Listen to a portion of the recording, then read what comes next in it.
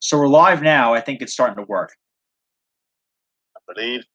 So let us know if you guys can be able to be heard. So this is what we're going to do here.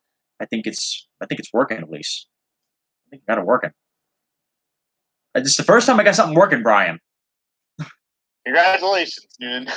I knew you could do it. You guys can hear Brian, right? You guys can hear Brian, correct? Like, yeah, Brian's not like muted or anything like that, right? That'd be pretty hilarious. So, Brian's able to be heard. So Brian, you're able to be heard. Garrett, you're able to be heard. Howdy, folks. Can y'all hear me? Well, I'm hoping they can hear you. I don't know how in the world we could do screen share where they can actually see you guys. I hate the fact that they canceled the Google Hangouts crap. That was all that I can get working. When something goes wrong, or something they update something, they fix one thing and they break two other things. I can't figure it out. Anyways, so while we get going here, we were planning really to do a diecast haul, but Brian's kind of had to participate in that, and due to the fact that we can't get his camera working, we don't know how we're gonna do that. So why don't we?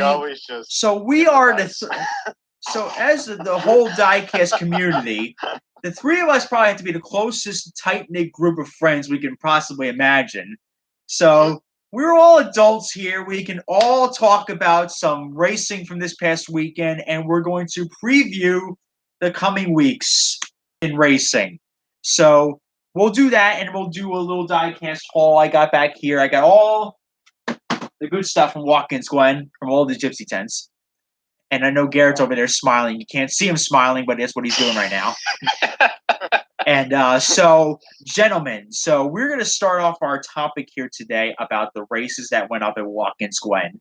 And to start off, of course, myself and original Big Brian over here, we both went to Watkins Glen, and we were there Brian was there just for the Cup race. I was there for both Xfinity and Cup race.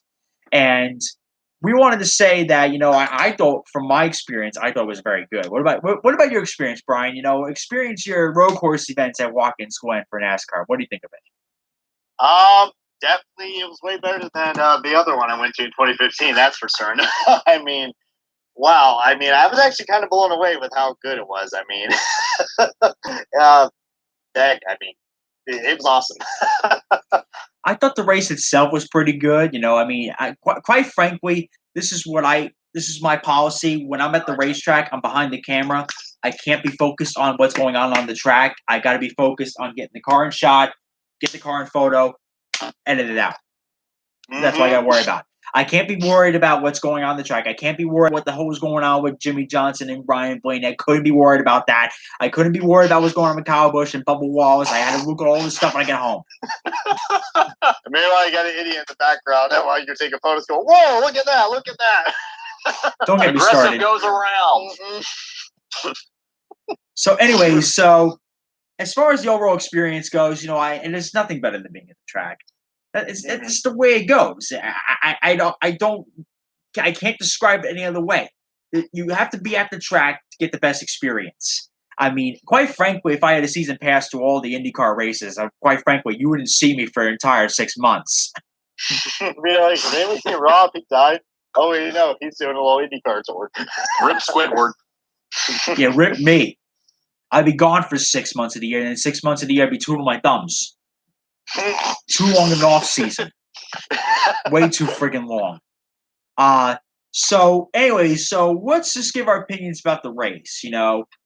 What do you think? First of all, Garrett was the one watching on TV, so he was the one that observed it all. What did you think of the race, brother?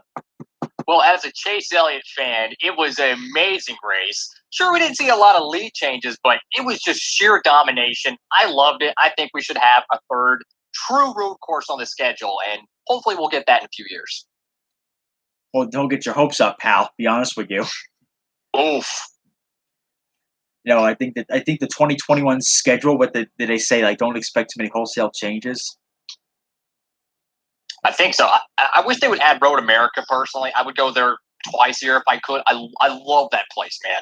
First of all, Road America needs an endurance race. I cannot believe a 4-mile racetrack that where if you go to the racetrack, you cannot walk the entire distance in a 6-hour race, let alone a 2-hour and 45-minute race. Oh, Jesus. Road America needs to be an endurance race on the schedule. No question about that. Agreed. It would be better. NASCAR, the Cup race at Road America, come on. That would be terrific. That would draw a huge crowd. I would love it. Let's see. So we got that. So you're a Chase Elliott fan, that was a great day for you. I mean, that guy put on a freaking clinic, man. I mean, once he got on in clean air, it seemed like clean air was really the dominant factor. Which, quite frankly, at a road course, you kind of expect that. The guy who has the best car, the best handling race car the whole weekend is, of course, going to do really good. He's going to probably win the race. That's just no question about that. But I was impressed with his performance. I didn't, of course, I didn't think, last year was just like a fluke. Unlike his Napa counterpart, Alexander Rossi, winning the 500, I thought that was a fluke. Then he proved in 2017, it was like, oh, yeah, bitch, I'm still here. and who would have known? Oh, God, don't get me started on the heart attack I had with 2 laps to go at the 500 this year. Brian and I almost dropped dead from that. I believe Noonan was turning red and I was turning dead ass white. Yeah. Yeah. Like, but the whole weekend itself, Chase proved to me that last year's race was definitely not a fluke. The guy knows how to run a road course. And I don't know where he learned it. I don't know where he learned it from, but the guy knows how to do pretty good. Mm-hmm. Especially at the Glen. I think he's got that. I mean, because the last 3, even 20, like the last 3 times you see Chase Elliott at Watkins Glen, he's been really good. So, but what does that tell you right there? Well, you know what the one thing I loved about that race was, right? 3 words. What is that? 3 words. No track limits. Those guys ran so wide coming out of the carousel, it was like none of them were on the racing line. The racing line was off the racetrack. That's why I love Watkins Glen. It's a fast track, and like you said, no limits. That was an overall good experience seeing those guys go off the track because sports car gurus like us, there's no track limits, but they frown upon that. If it's paved, it's yours. That's what I liked about it. Yeah. That was great. That was a good race. So, I don't know if anybody can tell us how we can screen share this crap and get Brian to actually show on camera. That would be great because we want to show off his diecast. Because that's the next thing we're going to talk about is the diecast shopping at the races. Oh, yes. Let's see if we can get this damn thing to work. Because I don't know. I'm clueless about this stuff. I just found out like 10 minutes ago. Yeah, moron, you can't use Google Hangouts anymore. Well, crap, how do you work this thing now? YouTube just likes breaking stuff even more, even though they should be fixed instead of breaking. Well, they fix one thing, but they break 2 other things. That's the problem. But if everybody let us know how we can screen share my camera so you don't see my ugly face anymore. You see Brian's beautiful face. Quote unquote beautiful. This ain't like model shit we're talking about here, folks. The only model you can be Brian's probably a Price is Right model. That's probably it. Hey, there you go. But anyway, so I'll do my diecast. I'll do my diecast haul I got from the Glen. So we'll do that. We'll cover that, and then we'll go over more of the race. We'll go more over the next couple weeks because Brian and I got some pretty cool stuff planned for the next couple weeks, don't we, Brian? Oh yes. Oh, we do. Very cool stuff planned for the next couple weeks. Something race. And also, I'll explain my absence before we go on to the diecast haul. The reason why I haven't posted jack crap over the past couple weeks, no, I am not dead. I am very much still alive. I didn't die from the Amish Mafia capturing me because the 2 races I went to, on the way to the track, I nearly ran over horse carriages. Jesus Christ. Oh, man. One of these days you're gonna run over something, either Amish or a fucking horse, something like that. They'll be going out to my door. Clip clop, clip clop, clip clop. We come for the redhead. I mean, tell you, I'll be that Joe Schmo. Be like, I was gonna tell you, Rob, this ain't right, Dad, but I told you so. But so, the last 3 weeks have been the busiest 3 weeks of my summer so far. 2 weeks ago, I was at Lime Rock Park. I survived the heat wave. I didn't die. I took a lot of good photos, got a lot of good autographs. And if you want to see the autographs I collected over the last 2 weeks, Robbie's flight. All's in here. Oh boy! You open her up. We'll do a separate video on this. All signed. Bad flexing we got going on here. Yeah, really. That's gonna be a whole separate video though, because I got a lot of cool stuff from those 2 events. So I went to IMSA over in Connecticut, and the following weekend I went to Mid-Ohio for the IndyCar race. That was a friggin' blast. Mid-Ohio, that event's growing year by year. Go to the race. Fantastic group of people. IndyCar fans are just simply best group of people I've ever hung out with. You go in the paddock area, everybody's your friend. Everybody respects one another. It's just an amazing, amazing experience. And I love it there. Believe me, I am going to every single year from now on. I loved it. I love seeing them in road course trim. I loved the pictures I got. Fantastic. So, and then flash forward to last week, which was Watkins Glen. I wasn't planning on going to Watkins Glen. I wasn't planning on going. I was originally like, I was going to play by ear. Maybe I won't do this because I really just didn't want to pay $135 to go to the race, to stand in one straightaway. Because, the thing about Watkins Glen NASCAR is that the 2 photo locations I'm best at, I can't use them. Turn 1 is the tailgate zone. You need a special pass to get in there. I'm not paying $300 to park my Nissan in there and to photo shoot. Make room for the Nudimobile. And, of course, the boot. They don't use that. I don't know why. It would make the race even more exciting. The boot is insane. It's a great experience. You walk into a national park there. So, but I wasn't planning on going. But what made me decide to go was, I had enough money. I actually didn't really buy anything in Mid-Ohio. I didn't buy crap. All I bought was a Simon Pagino koozie because he signed all my damn photos at Menards. I look like a little dude. What's the word I'm looking for? Like a little sheep ass handing him a $3 koozie to sign. I said, "You signed everything. Can you sign this koozie?" And his little French accent, he's like, "I've seen you all weekend."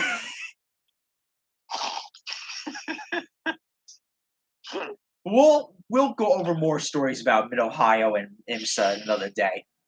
This is more of a what I got video. So what I really did most of my shopping was at the Gypsies over in downtown Watkins Glen. They're not at the track. They're over in the village. And when I went there, I said to myself, this is kind of like the bread and butter of the sport here. These guys, they go to the race by race. They open up at 6 in the morning and they close 10 at night. They're there. Like, they're there promoting the sport, and they get the crap end of the stick by NASCAR. They're like, "Yep, wash your hands with that. We don't want you guys at the track." So it's guys like me who go out and support them, and I managed to get a lot of cool stuff. And most of the stuff is stuff.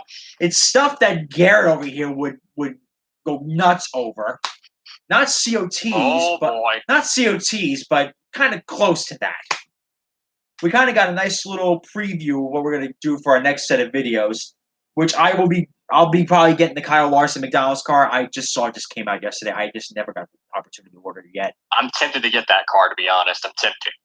The only reason why out orders car. The only reason I already why got my pre-order, bro. It's gonna be on my way. It's gonna be on my way next week. Nice. The only reason why I'd even pre-order it yet was because I'm getting paid.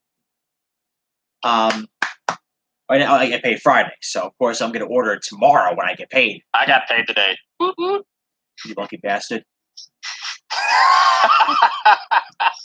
I'm going to be that guy and say I get paid on Tuesdays. Hey, man, whatever floats your goat. And I'm already almost broke. What a miserable day to get paid. It's the most miserable day of the week. But you got to collect a nice Monday's check. the worst. One day.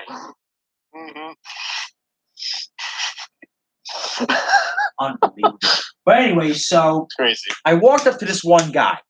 The first tent I went to was on Saturday night. I was waiting for the traffic to clear out. I was waiting for Brian to get home from work and all that. I said, you know what? I'm going to swing by this one guy I know, and I'm going to see him. He's the same guy I see at the motorsports show every year. And this guy has some really, cool 124s. I'm talking, if you're a Dale Jr. fan, if you're a Jeff Gordon fan, you're a Tony Stewart fan, or if you're a crazy schmuck like me, you're a Rusty Wallace fan who, at 8 years old. What 8-year-old's a Rusty Wallace fan? Apparently you. Apparently. So, apparently the guy we're looking you're at. a Rusty Wallace fan, you're a Carl Edwards fan, which is the same guy that Brian went and saw. Brian acted like a kid again in that tent. I swear to God, Gary. You had to see him plucking through all the diecast, picking them out one by one. And as soon as he saw the vitamin water car, he picks it up and holds it like a baby. Hey, for a $35 car that's autographed, you're gonna do what you want to do with it. $35. That car was signed by Carl. He picked it up, and I swear to God, that thing was protected like a shield. Oh yeah. I was sitting there laughing at him behind his back while he was purchasing the car. I heard some noises. I know you were laughing, you ass. I was laughing because you were holding like this, just on guard, handing him your money. Yeah, here I am with my wallet. I'm so old in the car. I'm pulling out the fucking cash and the money and handing it in. Well, it's like when we were kids, Brian handed him his cash like a kid and gave him the diecast. And that was how it worked out. But anyways, I hit up this guy for $10, and this guy charged only $10 for his 124s. I mean, if you're a Jeff Gordon fan and if you want his classic 124s, you can spend easily $100 in that tent. And thank God I walked out of there because I was going to spend $100 on Rusty Wallace merchandise. Anyways, the first car that I purchased has been a car that I've been dying for ever since this car raced on the track at Las Vegas. The Elvis Presley car. Ooh, that's beauty. Beautiful car. And you may be saying, Rob, you're more of a 60s music guy. Why would you collect an Elvis car? First of all, I can't get this thing out of its sleeve here. Problems. Having some problems here. Oh, crap. Let's see. I think it's stuck here. Hell? Can't get it open. Oh God, that's like the diecast collector's nightmare right there. Yeah, probably. You know what? I'm not gonna break the box. I'll do that later. Got that one. Off again. Oh, believe me, when I say I'll open that later, that thing's getting open later. We'll have to chainsaw that thing out of there. Anyways, next one. So 98, the 50th anniversary. Look at that beauty. That is a beautiful looking car. Holy cow. 98 Elite, I should say, FYI. That's a nice looking car. For $10? $10 for an Elite, yeah. Oh my God, what a steal. Mm-hmm. And here's the 164s I purchased, and believe me, these are not sealed like that Elvis car is. Anyways, these ones, remember these ones, Garrett, where I used to collect when I was a kid? Oh, you can't see it, right? It's kind of hard to see it. Anyways, This is from 06. This is what I bought this from the Lucky Dog Collectibles tent. These guys sell pretty good diecasts. I mean, you can walk and get new stuff and get. I mean, this guy was selling 164s for like $7 for the new ones. Mm-hmm. Nice. $7 for the new ones without tax versus $10 plus 70-cent tax at the haulers. Definitely buy from the smaller guys, let me tell you that. I need to make a pit stop there, that's for sure. Yeah, so the first one I got is the Great Biffle eye-level car. I mean, the reason why I bought this car was because at my first NASCAR race, Carl Edwards drove the number 60 version of this car. I got that down, boy. And, of course, they never made a diecast of it in 164. Did they, Brian? Yeah, I actually got that car. Yeah, I got it for Christmas. Oh, shit. Oof. I guess I gotta pick it up then. And these were only $2 a pop. Oh, those are nice. I mean, Garrett, these are the Team Caliber cars. These are the Motorsports Authentics Team Caliber cars. Remember those from those years? I think we lost them. You what? Okay, good. So I thought we lost you. Oh, so No, I was remember looking those at the Team car. Caliber cars, Garrett? I have a few of them. That's good. Because then also we got the Jackson Hewitt car for Greg Biffle. Which, by the way, fun fact, I gotta tell a story with this one. So this first of all, this is a beautiful car. This is just an absolute stunning car. Bought it for $2 at the tent. Easily a good $2 to spend. And I do not see a single decal error. Not a single decal error. I'll take Perfect 10. car for $2.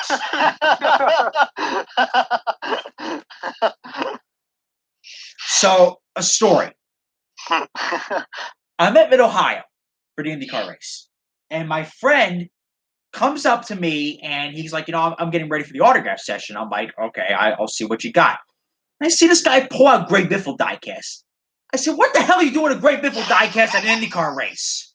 I'm not yelling at him, but I tried making a fool out of him, saying, like, what the hell's wrong with you? He goes, didn't you hear Greg Biffle's running the Stadium Super Truck race? Oh, my God. And immediately my face turned white because I'm like, oh, shit. I could have brought shit for him. That's a big oof. In the process of trying to make him look like a fool, he made a fool out of me. Because I barely knew Stadium Super Trucks was running anyways. I didn't watch the races. But he told me Great Biffle was running. I said, well, no wonder why you have them. I guess you were smart. Anyway. Poor guy. Did we also ever mention how we took him and David to a Steak and Shake and David got a kid's meal? You ever heard that story? What? So anyway, we were at okay, I have more stories. So we were at Steak and Shake. And I took my friend Micah, his friend Sam, Kyle Cuthbertson, and David Land. We're all sitting at a Steak and Shake. And after I made a fool out of Micah, trying to say, why'd you bring Greg Biffle merchandise to an IndyCar race while he's like, oh, he's running the Stadium Super Truck race. We tag along David to the Steak and Shake. And I order, a cheeseburger and a milkshake, which, believe me, as lactose intolerant as I am, I'm still able to drink those. Don't ask me how I'm still able to drink those. David goes into the restaurant. He orders like a specific burger. And he's like, okay, I ordered this burger. I ordered fries and a milkshake. Hands off, done with that. Oh, boy. And so flash forward a few minutes later. This woman walks up to him and says, that's on the 4 for $4 menu. Which he's like, all right, we'll take it. Little did he know that was the freaking $1 menu. where you get like basically nothing on the sandwich. So she comes up to him with like one burger patty with nothing on it, hands him a small thing of fries and a chocolate chip cookie.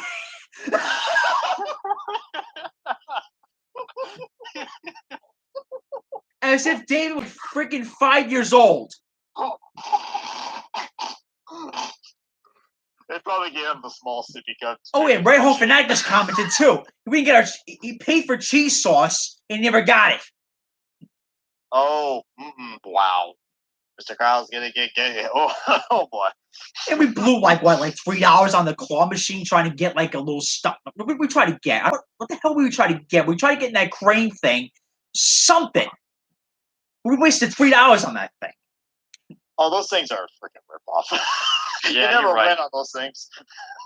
At that point, if I already lose $3, I already start tipping the thing over and be like, all right. I'm getting everything now. If David was a SpongeBob character, it'd be Barnacle Boy with the pipsqueak patty.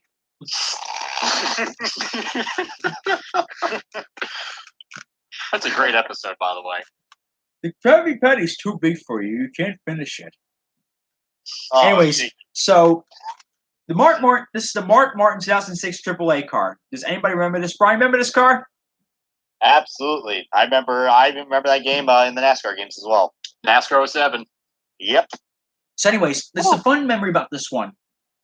My aunt and uncle took me to my first NASCAR race. They bought this for my birthday because it was the year after my father died. They wanted to get me something cool then. So I said, oh, NASCAR's at Dover. So the first year I went, diecasts like these were at the haulers, and I kid you not, these were only $6 a pop in 2006. And when I say in 2006, they had everything. Every driver, I swear to God, if Morgan Shepherd was a Cup driver, he would have his own hauler back in 2006. That's how big it was. And so every person had their own hauler, and I must have blown. I say to myself sometimes, why did I spend so much money as a kid on diecast? And that's because if you see a car like this, are you really going to say no for $6? If you say no, you better just get to the wall right now, dude. If I go back in time, and if I go back in time, like I could bring $200 to a NASCAR race now, and mainly only spend probably like 20-something bucks. If I brought $200 for 164s in 2006, I'd be out $200 by the end of the hour. You and me both. Same. I'd be out $200. I'd be $200 in the hole, and my mother would come back and she'd be like, "What the hell's wrong with you?" Hi, Mom. I have a problem. Yeah, I would agree. It's contagious. A slight problem. Yeah, slight. We have a slight problem. Now, I remember having this as a kid. 2003 Rusty Wallace Miller Lite car. Ooh. Now, this is the regular Dodge Intrepid, and wow, they made 15,000 of these. Mm-hmm. 15,000 of them back in 2003. That's a lot. There was no saying as cancellations back then. Oh boy! And let me say this: I used to go to NASCAR collectible shows as a kid. It was a yearly tradition of me and my dad to go to these shows. Not a single person had a problem with a little kid buying a Miller Lite diecast. Mm-hmm. What's the issue with it? If I had a kid, first of all, if I ever had kids, please push me off the Verrazano Bridge and put me out of my misery. If I ever have a kid, but if I have a kid, and my kid wants a Fuzzy's vodka, he wants a Miller Lite car, just give him the car. The kid's not going to grow up a drug addict. He's not going to grow up a drunk. I don't get it. I don't see the big deal in it, and quite frankly, it isn't a big deal. Now, this car holds dear value to me. This was my first ever autograph from a NASCAR driver. believe it or not. So back in 2003, the Google Dolls car. It was a QVC special. My mother and her friend ordered me this diecast because on TV, Rusty Wallace hand-signed the windshield of that car. Oh, shit. And it was a big surprise for me for Christmas that year. And this was, for the longest time, it still is one of my most prized possessions. Well, that was until Rusty actually signed the Martinsville winner for me. Actually hand-signed the Martinsville winner in front of me, so that was there you go. That easily topped it. That was a really good moment for my life and my childhood. But anyways, here's another cool one. This was a cool one for that I picked up at the trailers. It's from 2004. And quite frankly, I'd never really seen this car before, up until just recently. I just realized I kind of like how like all the old NASCARs like sponsored like bands back then. Like same. I actually have dolls, that in the normal 164. Same. I had that in a bin somewhere. God knows where it is now, but rip. Yeah, rip. We probably have bins full of them. I mean, quite frankly, this is what's going to happen on Saturday. A friend of mine, longtime friend of mine, my friend Tyler. He's a great guy, great person. He actually is going to come over to my my storage unit. Hang on a second, guys.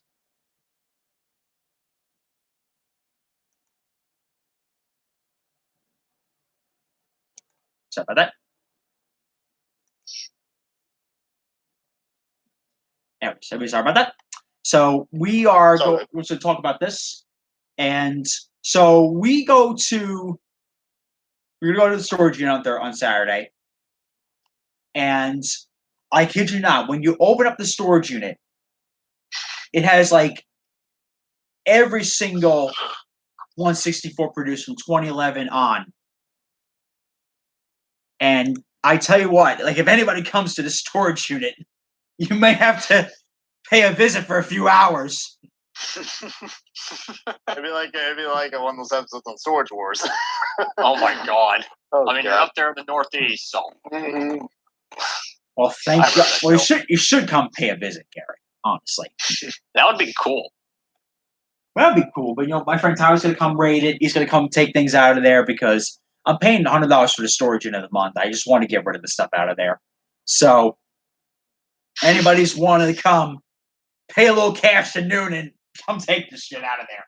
All of a sudden, it's just a bad mob outside your house. Be like, where is it? I heard there's a shitload of there's a storage bin full of NASCAR diecast. The mob just showed up.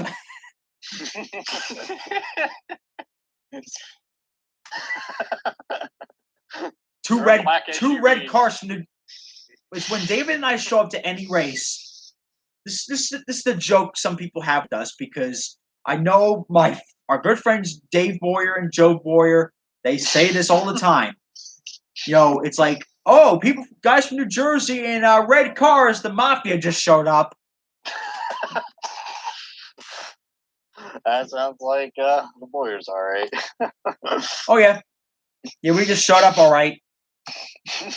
Anyways, this is another car I actually had when I was younger, and actually I bought this car when I was younger.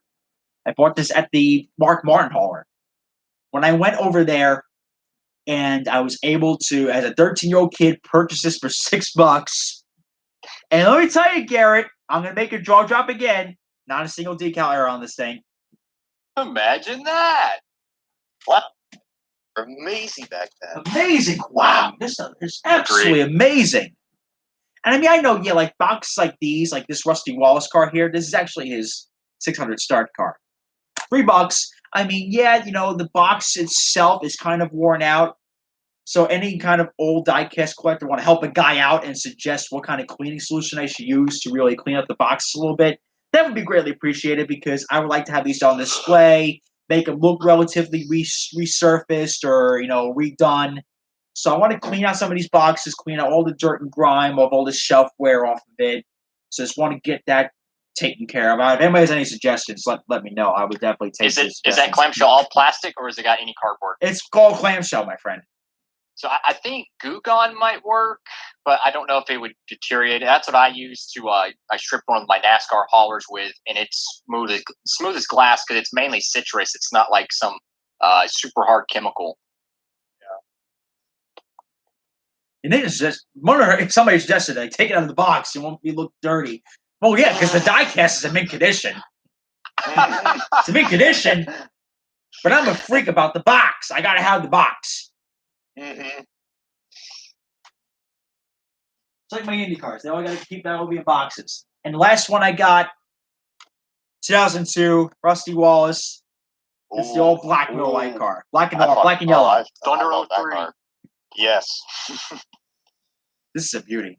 Actually, funny story about this one. I had this when I was a kid, and of course, me being the stupid idiot I was, I played with all my diecasts. And this happened. I swear to God, this happened all the time. I would order something from QVC or Race Fans Only, or that's the same crap, from the RCCA Club. Remember RCCA Club? How great that was. Yes. Who remembers that? That was great when it was the old RCCA Club, not the new one they have now. Mm-hmm. But we used to call them up and order the cars. I swear to God, this happened almost every time. We would order off of the RCCA Club. A mere week or two later, they'd be in a winner's circle format. That was my luck. And my mother was never happy about that because she was like, you wasted $10. You're still playing with it. Meanwhile, you pay for $5 at the retailers. Mm-hmm. Oh man, try out with the Gold Series. Sometimes I don't want to buy the Gold Series because it might be an authentic, but I don't feel like waiting 3 months for a wave. Mm-hmm. I hear you, man. It's kind of tough. Well, speaking of waves, do we dare get the two diecast experts' opinions on what the latest shenanigans is in the diecasting department? And that is these little tiny bite-sized diecasts that here we go with this. I swear to God, I wouldn't buy these, but I want your opinion on this, just your brutal honesty here. What do you think of the 1/87 scale diecasts? Well, Gary, I'm here. I mean, everyone kind of knows my opinion. I mean, I'll say more soon, but I'm curious to hear yours because I'm literally shaking and starting to bet. I'm getting ready for it. Oh boy. Yeah, I personally, I can't stand them. I don't like the way the windows look. It looks cheaper than a Dollar Tree diecast. I've seen some of the quality on these things. I mean, from just decal tears, chips, to a 43 sticker being stuck on the roof. I mean, who would pay good, hard-earned money for these things? I could go to eBay and probably get like 30 187 to great condition for probably like $10. Okay? Why would I want to go and buy these things? I mean, they're going to be in a clearance bin in a year. There you go. They're all going to be in a dollar bin, clearance bin pretty soon. But listen. I mean, if I were to purchase them, I probably would buy one or two just to review them and say, "All right, I bought it, but does it look good?" And the latest I heard, they have one universal mold. That's it. Yeah, universal mold. Yeah, I heard that the Xfinity Camaro is on a 2013 SS body. At least it looked like it. At least it looked like an SS body. It's all one mold, but people don't care because it's small. They're toys. I'm so glad I have not bought any because I don't even know how they're going to sell these things. Like, you don't even have a back bumper. The complete backside of the diecast is flat. It's just the wheels, the way they look, the windows. I don't see how they already made 2 waves and they have like double the amount the 164s have in each wave.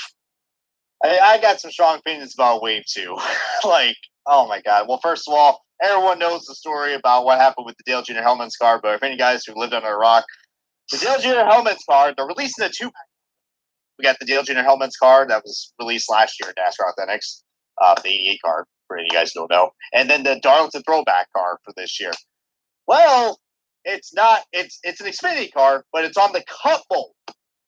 The fucking Cup mold. Brilliant idea. That's just brilliant. Oh my God. My God, that's crazy. And it is. Oh, continue. Oh, I was just about to say, I just love how we didn't get any Kurt Busch 164s. I was just about to say that. Like, blows my mind, bro. No Kurt Busch 164s, but we get it in a 187 mold? Come on, man. This is how they're going to do those exclusives now. This is how they're going to do it now. They're good target practice with a baby gun, I'll tell you that. Oh, yeah. We'll make those blackout windows to good use now. Oh, yeah. Oh, yeah. Just, my God. Like, even though, I mean, this ain't the first the 187. 2014, they made it before. And even those had, different molds. Like, there's no excuse for this crap. But, there's a certain people out there that I don't want to say, fake it, it's not a big deal. But, heck, I mean, I don't really care at this point anymore. But, yeah, I mean, we just deserve better, guys. Like, that's why we're complaining. Because, we know we deserve better quality. Constructive criticism always wins. It does. We can't be PC about this crap. Not anymore. I mean, Bluetooth diecast of 187s to the abomination of the elite 124s. The distribution game is just garbage. I mean, they got so many some problems at Lionel Racing that needs to be fixed. Worse and worse. Mm-hmm. Well, here's the problem I have. We're gonna go on to a happier topic in the diecast world here in a little bit, but I just have a problem with the overall distribution. Like, I mean, first of all, you two guys are friggin' TV and radio gold with your ranting on Lionel Racing here.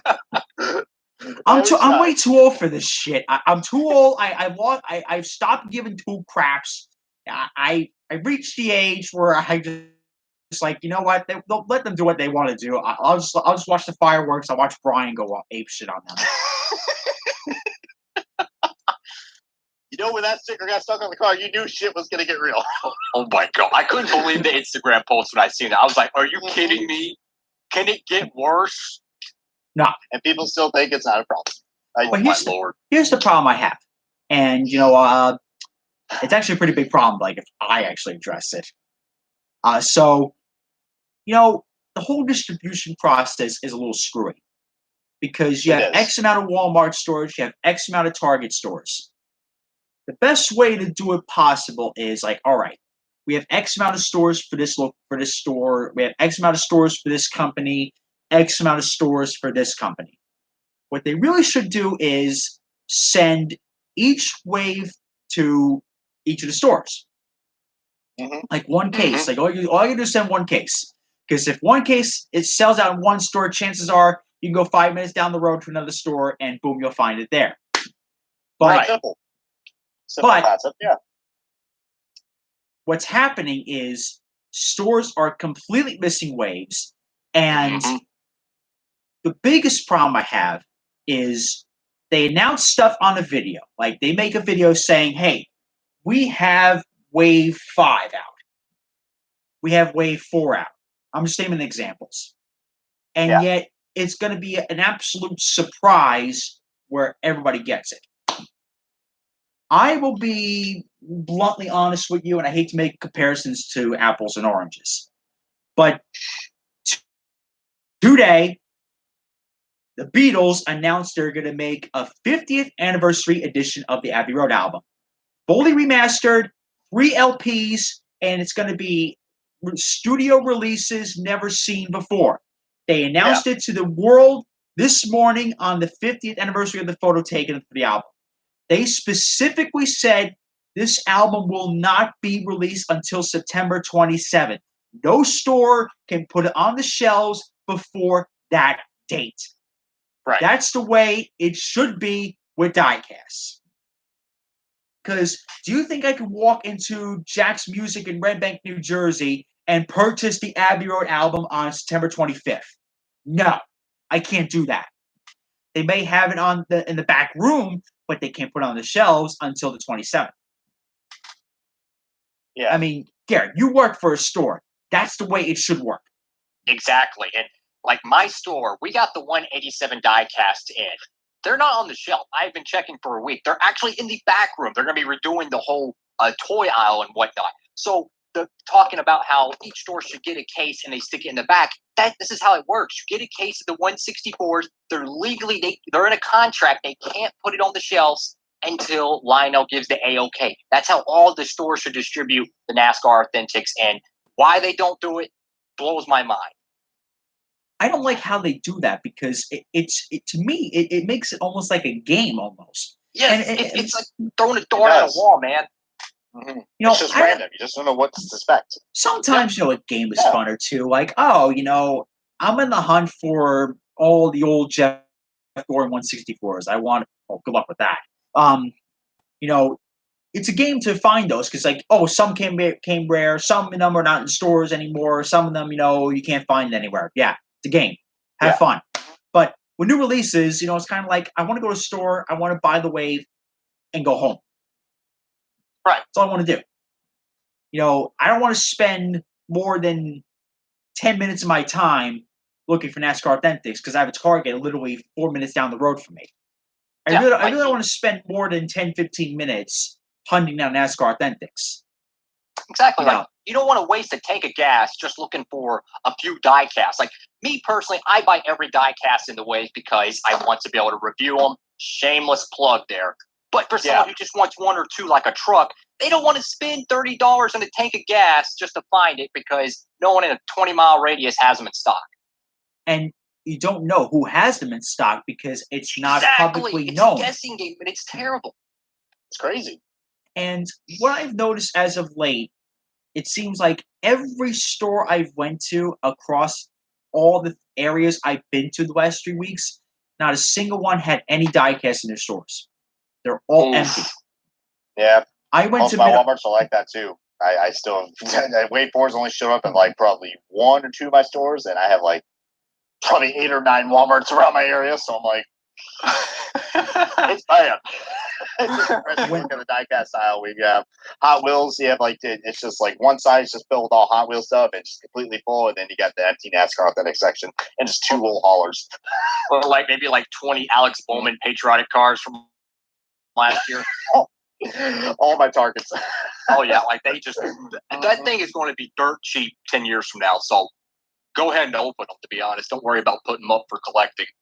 I'm staring at that freaking overproduced diecast right now. Oh God! Talking about stressful memories. When it's like I went to Mid-Ohio, and I was over 8 hours away from where I was.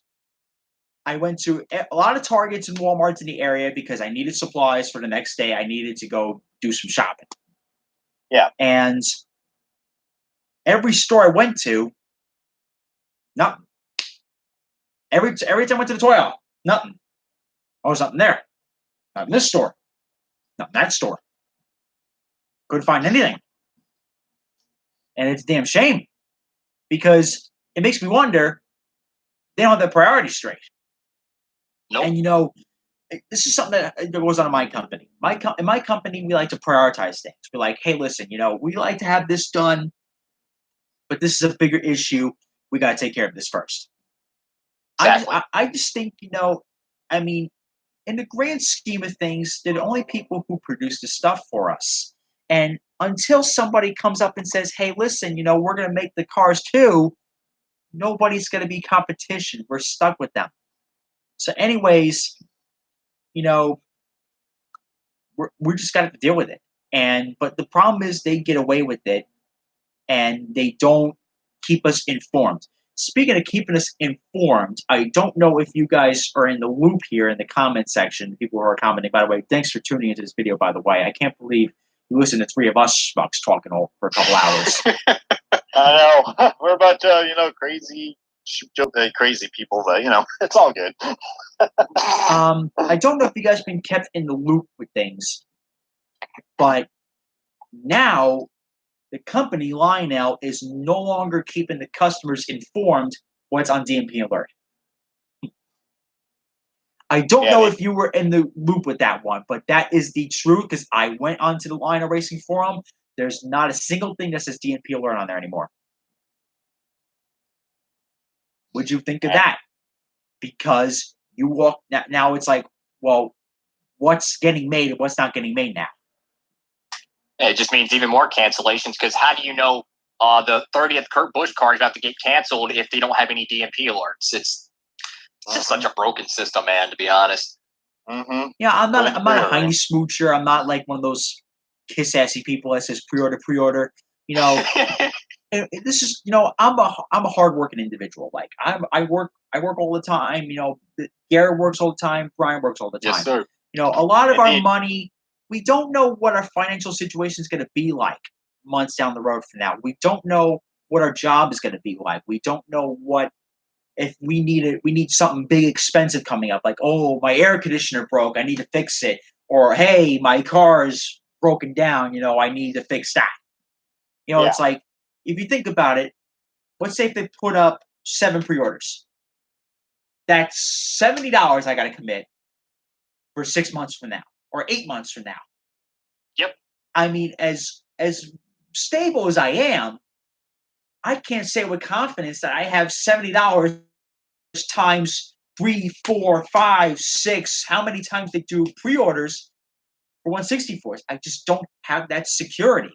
And that is the situation for a lot of people. We don't have that security. Mm-hmm. And it's like I cannot commit $70 per shipment for Diecast. I just can't. Amen. I hear you, dude. I think a lot of people can relate to that. And another thing I really get bothered by with this whole cancellation thing is they had canceled a lot of paint schemes before they even hit the racetrack. Like the Darlington cars, they cancel it way before it even hits the racetrack. So you don't have anybody getting excited about it. They just see a stock photo of it, and it's like, okay, do I pre-order or not? You got to at least let it get on the racetrack first before you make any final set. That's what I say.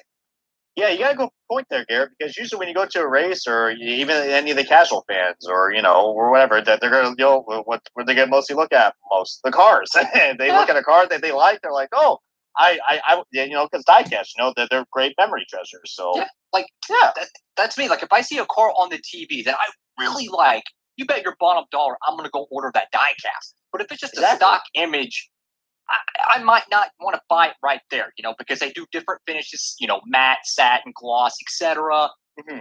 You gotta see the real car to get hyped up. That's quite frankly the truth, and this is something that we have seen from time to time. Because Brian, when we were at the track, we were intrigued by some of the cars on the track. I mean, they were beautiful when we saw them in person. There were a lot of beautiful things to tell. I'm hoping we can see more, but can't get your hopes up anymore. And there's something that I would like to suggest here that I think what really kind of should happen. This is the way it should work. We're big IndyCar collectors. When every December or January, Greenlight approaches the teams and they hand them the papers. They say, all right, these papers have to be signed by February, whenever, in order to guarantee this be out by the 500. And the teams sign it off. The dealers order from them. The sponsors order. The drivers, the crews, or whatever stores, they all order them. There's no pre-order system to direct customers. It's all through, if it's not demand from the teams, from the sponsors, from the dealers, then it'll get made. There's a reason why the DXC card didn't get made this year. Believe it or not, it was confirmed that's not being made. And there's a reason why the Gamebridge card didn't get made. And that's because Gamebridge didn't order enough of them. Oof. That did not get made because Gamebridge said, "Whoa, we just sponsored the biggest race on the calendar. We're only going to order X amount of cars. Oh, we didn't order enough. Whoops." Mm-hmm. Ruh-roh. It's crazy, dude. Only the presenting sponsor, the 500, they didn't order enough cars. Speaking of the 500, what sample was dropped today? Oh, I saw. Could be this guy right here, Pagano. That 500 winner is going to be bought. It's going to be bought the day for release date for me, and I'm going to have that right back there on my Pagano shelf. That's going See right that gap there. right there? That's for my 500 winner right there. I'm ready. I just want to say, I gotta have that. That is gonna be the car I gotta collect, and it's going on my shelf. What I hope though is the 118 has a little figure of Norman, but that's asking too much. Just a wee bit, yeah. I love that little guy, Norman. Big old figure of Norman with the car. Come on. I go figure the little doggy. I'm a cat person. I really am. I'm a sucker for cats. But I'm a Norman Pagano person. Come on. How could you not love Norman Pagano? He is quite the meme. Also, they're making the podium set as expected. Awesome. What I'm really annoyed, though, is they're not making Sato's car individually. Mm-hmm. Well, I want that Sato car. Those exclusive cars. As soon as he finished third at the 500, though, I said they're making a podium set. They're making a podium set. Mm-hmm. Oh man, it's just crazy. It's amazing it's just amazing how we're getting Indy 500 diecast pretty soon, and yet Lionel, we are still getting freaking primaries. Yep, release. How about the we have still yet to get a Truex 164 release until now, finally, but it wasn't that. But it's still not the primary. I mean, I'm dying for his Fast Pro Shops car. Like, I am dying. As soon as I get that car, I'm going to record. I don't care if it's 5 a.m. in the morning. I'm going to record that for the next day because I've been dying for that car. Same here, man. I couldn't wait. I felt like an idiot at Watkins Glen. I spent fucking $70 to get the Truex 124 because I was just sick of freaking waiting. Because as soon as they announced that the night that the Truex driving the 19, I'm like, I'm getting that car. I'm getting it. Oh, I hear you, man. Mm-hmm. Especially being the long-time Edwards fan, I mean that was a dream come true right there. Our friend Michael said that they make road course wings. If they make road course wings, oh my god, I buy the oval and the road course version. This is why I love Hot Wheels. This whole row of diecast right here, all Hot Wheels Indy cars from top to bottom. That's why I love the Hot Wheels cars. I mean, Greenlight's good too, but man, those Hot Wheels cars. Oh my god, they need to make road course cars. They need to make road course cars. I can't stress enough to them. But the CEO is like, oh, well, the only event that really sells is the 500. Did you not see Mid Ohio how many cars were sold at that track? Yeah, the Hinchcliffe Long Beach win from 17. Yeah, let's put that on the old. God, unbelievable. And the Portland win too from Sato. Oh, nice shout out to our friend Aiden. Said Lionel sprint cars, which they're so good.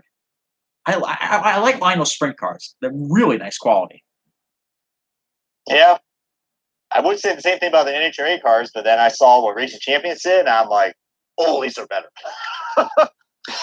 I gotta start collecting those Racing Champions NHRA cars. I mean, I only go to one HRA race a year, and that's the one over in Reading, Pennsylvania. I mean, it has a removable chassis, and you can just see, seriously, dude, rubber tires. It's got detail, and no blacked out windows.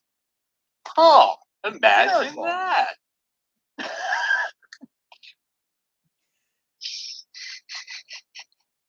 And Cole brings up the best comment of the night. They need to make cheaper IMSA cars. Yes, they do. As much as, oh my God. I mean, I love diecast, but I will not spend $80 for a Spark diecast. Oh man, they are nice cars. Don't get me wrong, but I want that Petite Le Mans 911 Porsche so badly, but I don't want to spend $80 on a 143rd. For real. Jesus Christ. And yeah, IMSA does not correlate the word cheap. 164s are 20. Wow. And I'm kind of like just like maybe I'll buy it, maybe I won't buy it. That thing better be autographed and complete perfect for $20. Freaking Patrick Pele has to sign that for me to purchase that. Oh man. That would be. I would like to see them have like a retail line, like Hot Wheels makes the official liveries, but we don't get that. We don't. I mean, I don't mind the fantasy cars. I mean, they are. I mean, I'm pretty impressed with the quality you get right there. I mean, you know what? But the problem with IMSA is that I would love to have a lot of the stuff, but I can't afford it. Like, I would love to go to the Penske people and be like, gotta take my money. I'm buying all the stuff out of here. But just can't do it. I can't walk up to the IMSA merchandise tent and purchase all the T-shirts and purchase all the nice stuff they have in there. And I obviously can't go to the Spark dealers because if I just buy one of them, that's $100 out of my pocket. You'll be in debt in no time. It is expensive. Oh, yeah. So somebody mentioned a game here. It was Grid 2019. New Grid game? What? Wait, what? Grid 2019. Grid, is that a mobile game or is that a console game? Sounds like the console game. I'll have to look that up, but I haven't heard anything about if that. It's a console game. I've heard of Grid. If it's console game, I'm buying it. I hope it's like the old Grid games where it's like really realistic because Codemasters made their original Grid game. So, oh yeah, it's got IMSA in it. Heck yeah, dude! I'm definitely playing that. If it's got some IMSA cars at the IMSA Grid, that's no brainer. I'm buying it. Dude, that would be a fun game to do a series on if they got a new Grid one. For all those who know about Grid 2019, does it have the whole IMSA Grid? Does it have the select cars? Does it have the DP ice? Does it have those? I would like to purchase it. I want the rain. I want the monsoon. If I ain't floating out there in an Aston Martin, I'm triggered. Oh, yeah. There's gonna be one. I would like to do full-out endurance races. I would like to do, I like to do driver changes. I would like to do, day to night transition, weather transitions. You name it. That's a racing game I'm looking forward to. I'm already getting dreams about that. It's like a darn good game right there. Florida at Daytona, they say, do not remind us of Noah's Ark incident on back in last January. Craziest morning of my life, probably. It's like the tides party, and it was just water everywhere. I specifically said to Garrett and to Brian the weekend of. Somebody said, do they run in the rain? I said, well, yeah, they run in the rain as long as it's not a monsoon. That was a monsoon. Yep. They called it 20 minutes before the end. Like that blew my mind.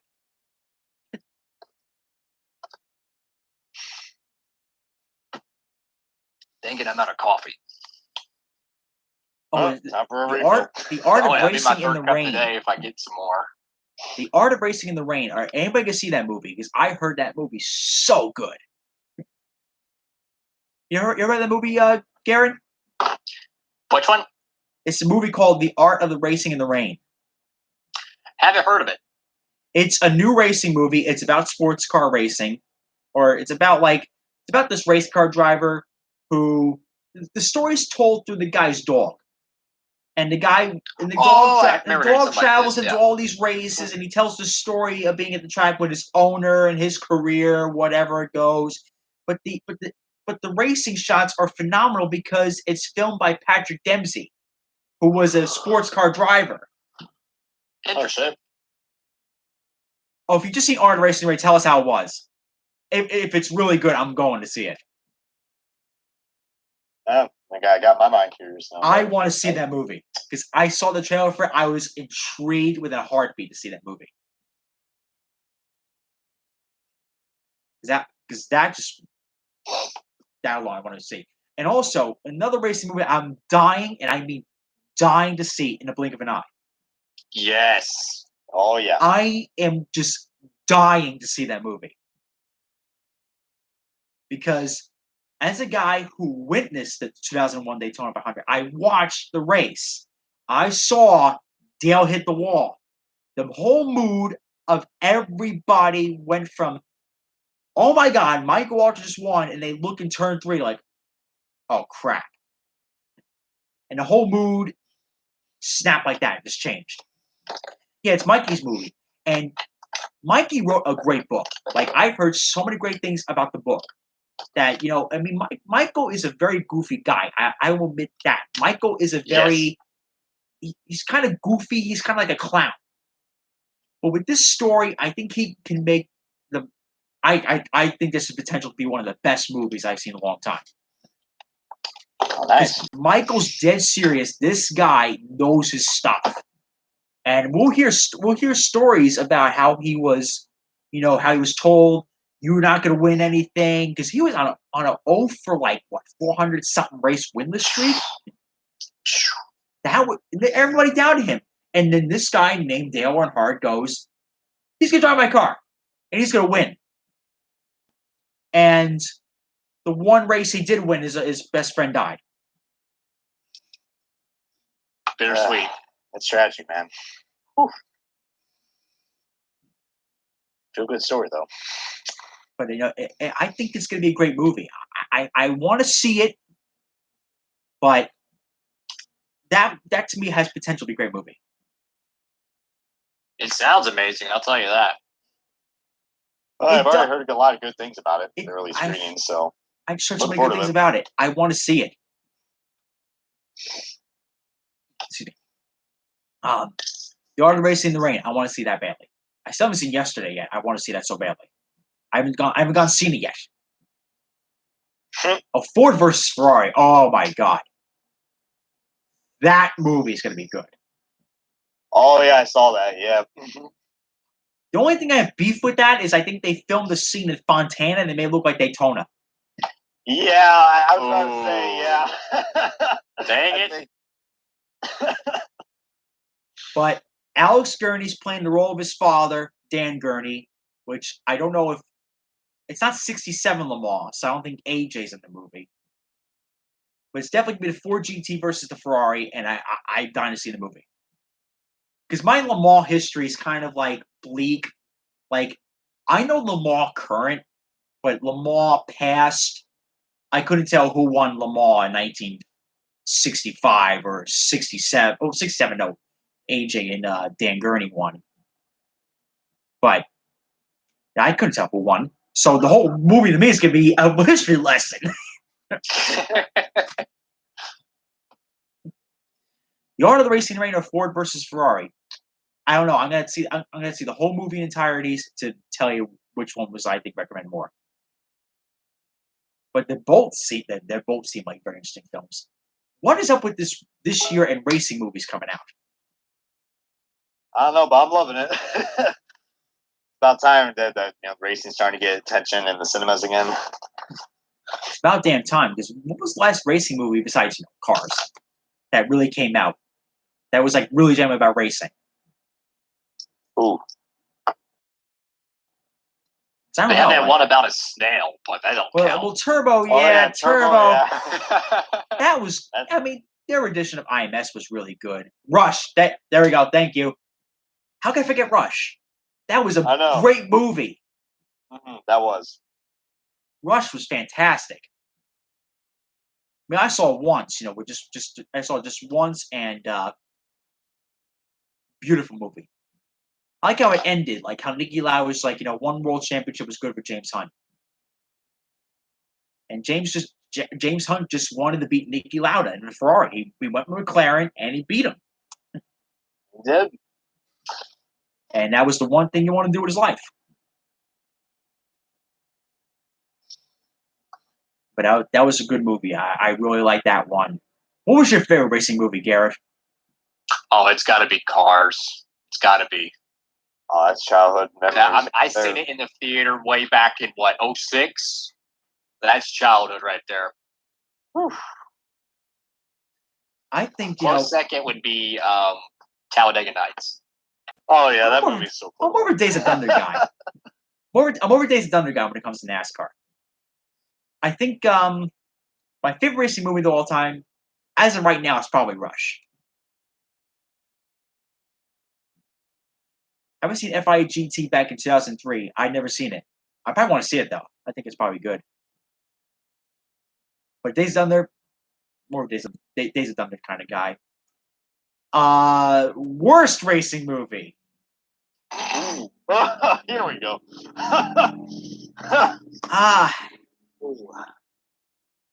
I just don't like Driven. I heard so many bad things about it. I heard so many bad things about Driven. It's not even funny. Well, you know what the sad thing about Driven was, Garrett? Because Garrett needs to know what the sad thing about Driven was, and it wasn't the movie itself. Oh, jeez. Guess what weekend it premiered? Indy 500? No, it premiered on the weekend. Back me up on this one, guys, because I think this is correct. They premiered the movie on the weekend. The kart race ran in Texas. What was so significant about that, Garrett? Kart race. Oh, goodness. Don't tell him, guys. We want to figure this out. He's a NASCAR guy. He's got to figure this out. I have absolutely no clue. They canceled the race the morning of. Oh, my God.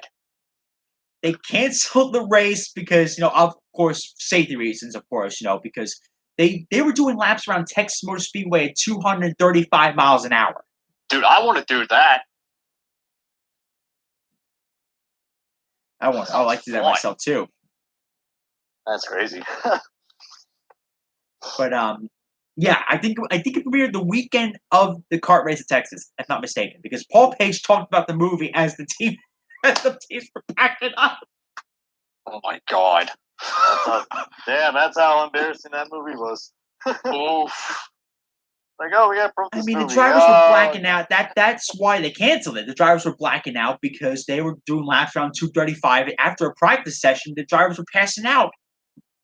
Oh. Yeah. I'd be passing out too. Yeah, watch the onboard of Adrian Fernandez going around Texas. It is the most badass thing ever, but it was impossible.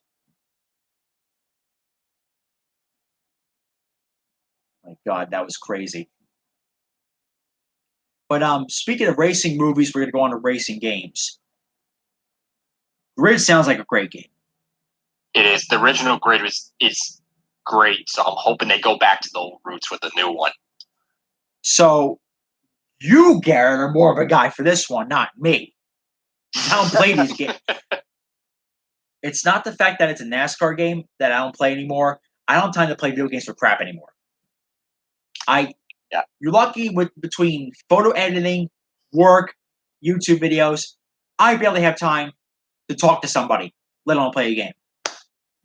I hear you, man. So NASCAR Heat 4 is going to be a game where it's like, all right, if it's in the clearance section on Black Friday, I'll get it.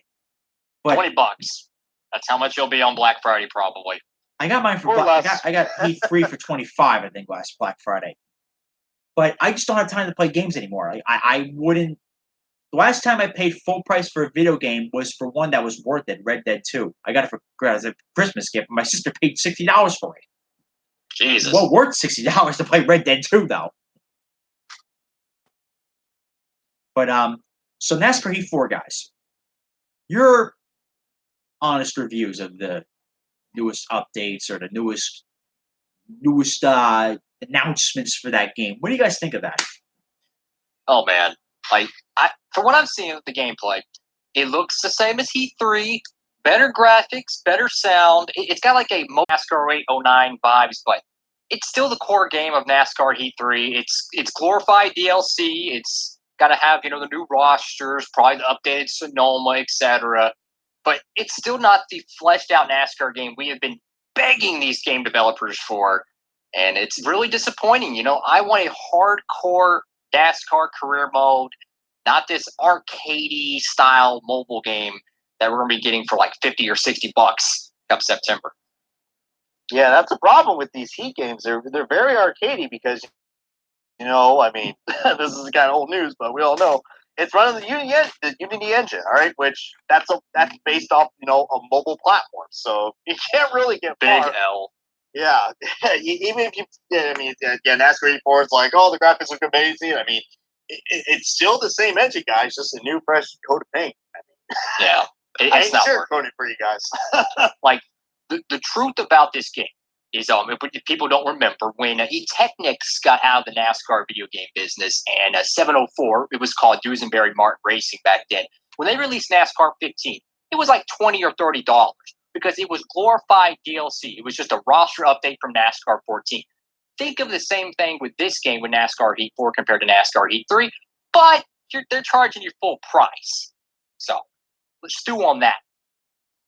Definitely not worth the full price for what you get. Definitely not.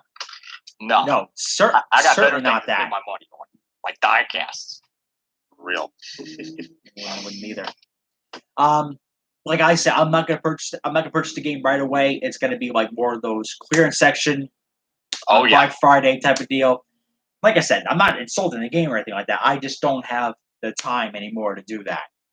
It's just not on my schedule. It doesn't fit with all the stuff I gotta do. I can't do it. I just can't. Sorry. But GT World Challenge of the Glen. Yes. Brian, we're doing it. Oh yes. That's the Labor Day tradition that we always do. Well, the old Labor Day tradition was the IndyCar race. I got canned. I know, but last year, yeah. It's kind of a replacement. But either way, you bet your ass we're going to a race. This is the thing that I just love about races. How Memorial Day, our asses are there, and then coming towards 4th of July weekend. Sometimes, all right, we got the 6 hours in Glen, and then Labor Day weekend finish all off. You got the PWC race. Well, the old was called Pro World Challenge. Now it's called the Black Paint GT World Challenge. I think I butchered the hell out of the name. Ever since they announced the name of it, I've been butchering the hell out of it. New name that they have now. I'll probably know the name how to pronounce it when I go to the track and they keep saying the name. True. But it's a worldwide GT Challenge series that's like a really well-respected series, and they don't get crowds because all their money comes from the gentleman drivers. So it's like, oh, people show up to the races. That's fine. And I love the cars. I love the cars. I love the atmosphere. It's a very laid back. It's a very welcoming atmosphere. I just like it. I really enjoyed the hell out of myself when I went there last year. And since I'm an IMSA customer at Watkins Glen, I got a discount, like a hefty discount on tickets. So if I get that again, swipe right off the bat, I'm going. So it was a unique experience. I liked it. But I also want to do the vintage race at the Glen. I want to go to the vintage sports car race there, because Garrett, you're gonna flip. You're gonna flip when I tell you this. What do you think I'm gonna say? What kind of cars are there? At where? At the vintage car race in Watkins Glen. Early '90s stock cars. COT stock cars. Oh God. Literally, some guy bought Carl Edwards' Aflac car, and he races it at the vintage race. I need that in my life. I would make that thing my home. And somebody, I think it was at Indianapolis, I think my friend Jaron shot these cars. There was a Rusty Wallace Thunderbird there. And last year, Watkins Glen, there was a Mark Martin Valvoline from 93. There was one other. I forgot which one it was. God almighty, I can't remember. But there was another Gen 4 kind of stock car there I think it was Bill Elliott's. I think I was there. The Brickyard winner. I think it was Ray Abraham that drove it at Indianapolis. So that I would like to see the Brickyard winner again there. The vintage sports car event is not just sports cars. Like they have old NASCARs. I mean, I think they have old Formula One cars there too. I think. What I want, the thing that will sell me to go to that vintage sports car race is they bring back an old 2004, 2002 Ferrari. Those things will make your ears bleed. They were so loud. Like if you thought like Brian, if you thought that NASCAR cars were loud at Watkins Glen, oh my God, the V10 Formula One cars will make your ears bleed. Oh, geez. Prepare for the ear rape. If you watch like an old qualifying lap around Spa, your ears will be treated to something. I wish Formula One cars would sound like that again. But we can't ask for too much now, can we? Unfortunately. What other races are we planning on to this year, Brian? We're planning to do GT World Challenge. We're planning to do the IndyCar race next weekend at Pocono. And then we're gonna. Well, then I'm gonna try to go to the vintage sports car race. I'm gonna try to do that. I want to go. It seems like a hell of an experience. Next race I want to do is NHRA at Reading, which I won't be too far away from the old Penske shop there at Reading. We'll go on to the next topic about Penske with their Reading shop here in a little bit. But the next race I'm planning on going to is World of Outlaws. World of Outlaws, what can I say? They're absolutely fantastic. Brian, I don't know if you've been to Brian. Listen, Brian needs to go to sprint car race. You need to go to sprint car race. Fantastic show. I mean, I don't understand sprint car racing. Like, I'm a guy who's a total noob with sprint car racing. I went last year. I was blown away by it. The sound those cars make, the power to weight ratio of those cars is the greatest of any race car I think that's ever been produced. It is. Power to weight. Maybe it's just a minus sound NHRA. to hear in person. Maybe minus NHRA. But those cars are just beastly great cars. And the way the sprint car, the most skilled drivers in the world drive sprint cars because of how they manhandle those cars. Yeah. I mean, if you watch the sprint car drivers in each corner, you see their hands like they're cranking the wheel, man. It's not a Sunday drive with those cars. Oh, no. I don't know. What is in your sprint car race by you, Garrett? I have no clue, to be honest. I would love to go to one, but man, it'd probably be up right near like Austin or so. If they even have one here. Maybe Houston. Maybe. Definitely go. Rallycross. Oh, here's the thing. I was supposed to go to Rallycross race. I was supposed to go to the one in Atlantic City. Mr. Noonan had a genius idea of staying up late at night with his friend Lewis. He wakes up, he overslept for the damn thing. Dang. Way to go. Oh, I can agree, Aiden, on this one. NHRA drivers are so nice. You know, here's the thing about NHRA. Here's what I like about NHRA. Here's what I like about IMSA. IndyCar to a certain extent, but it's not as extreme. Not as open as IMSA or NHRA. If you purchase an NHRA ticket, that includes a ticket to the paddock. Anybody with a ticket can walk in the garages and see John Force. They can see Tony Schumacher. Well, Tony Schumacher's not competing anymore. They can see Ron Capps. They can see Brittany Force. They can see Robert Height. You know, they can meet those guys. Anybody can go in the paddock area. And I've heard nothing but great things out of John Force. That guy is 70 years old, and he's still friggin' winning. Dang. Mm-hmm. And climbing fences, too, as we can see. And I heard that NHRA drivers are just the nicest people out there. IMSA drivers are the same way. You go to an IMSA race, they're the most welcoming set of drivers out there. IndyCar drivers, same way. You go to IndyCar paddock area, they'll sign anything for you. I mean, yeah, you'll get on occasion Marco Andretti hiding from the crowd and trying to get away from everybody. Or Alexander Rossi just going, I'm good. I'm good. I love Rossi, but he has no personality. I'm sorry. He doesn't. I mean, the poor, the 500. The poor guy can't even smile for the life of him. But he's damn good, though. I'll give him that. He is. The guy's extremely talented. Santino Ferrucci, very nice guy. Ferrucci, I love the guy. I'm a fan of him now. Very nice guy. He got a lot of bad rep with his FP2, with his GP2 days, where he ran into his teammate. It was on the phone in the paddock area. Come on, give the guy a chance. He's a race car driver. And Colton Herta is a nice guy. I talked to George Steinbrenner, great guy as well. Just about everybody's very nice. I mean, you cannot dislike. I mean, it's hard to dislike anybody. I cannot say that without a straight face. That is, everybody's so nice there. And about you, Brian, you like it. You like a lot of people in the IndyCar paddock, don't you? Oh, absolutely. I mean, Hinchcliffe, Pagano, and like everybody else, man. It's just, man, it's just amazing how you could mostly consider them as friends by the time you meet them several times. I love it. I mean, it's the main reason why I love IndyCar so much now. It's pretty bad when Simon Pagano comes to you and goes, "We're seeing you all weekend." Yeah. I can imagine what that wonderful friend.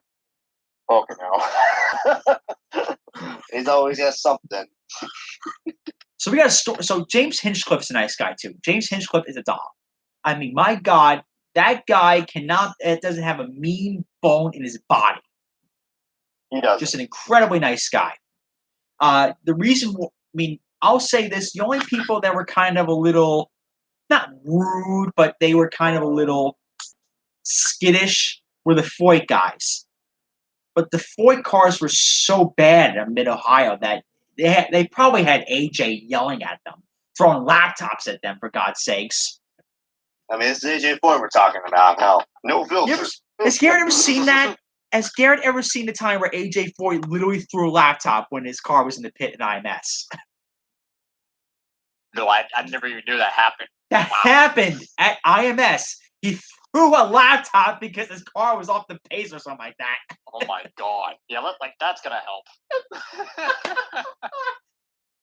And that's why every time Robin Miller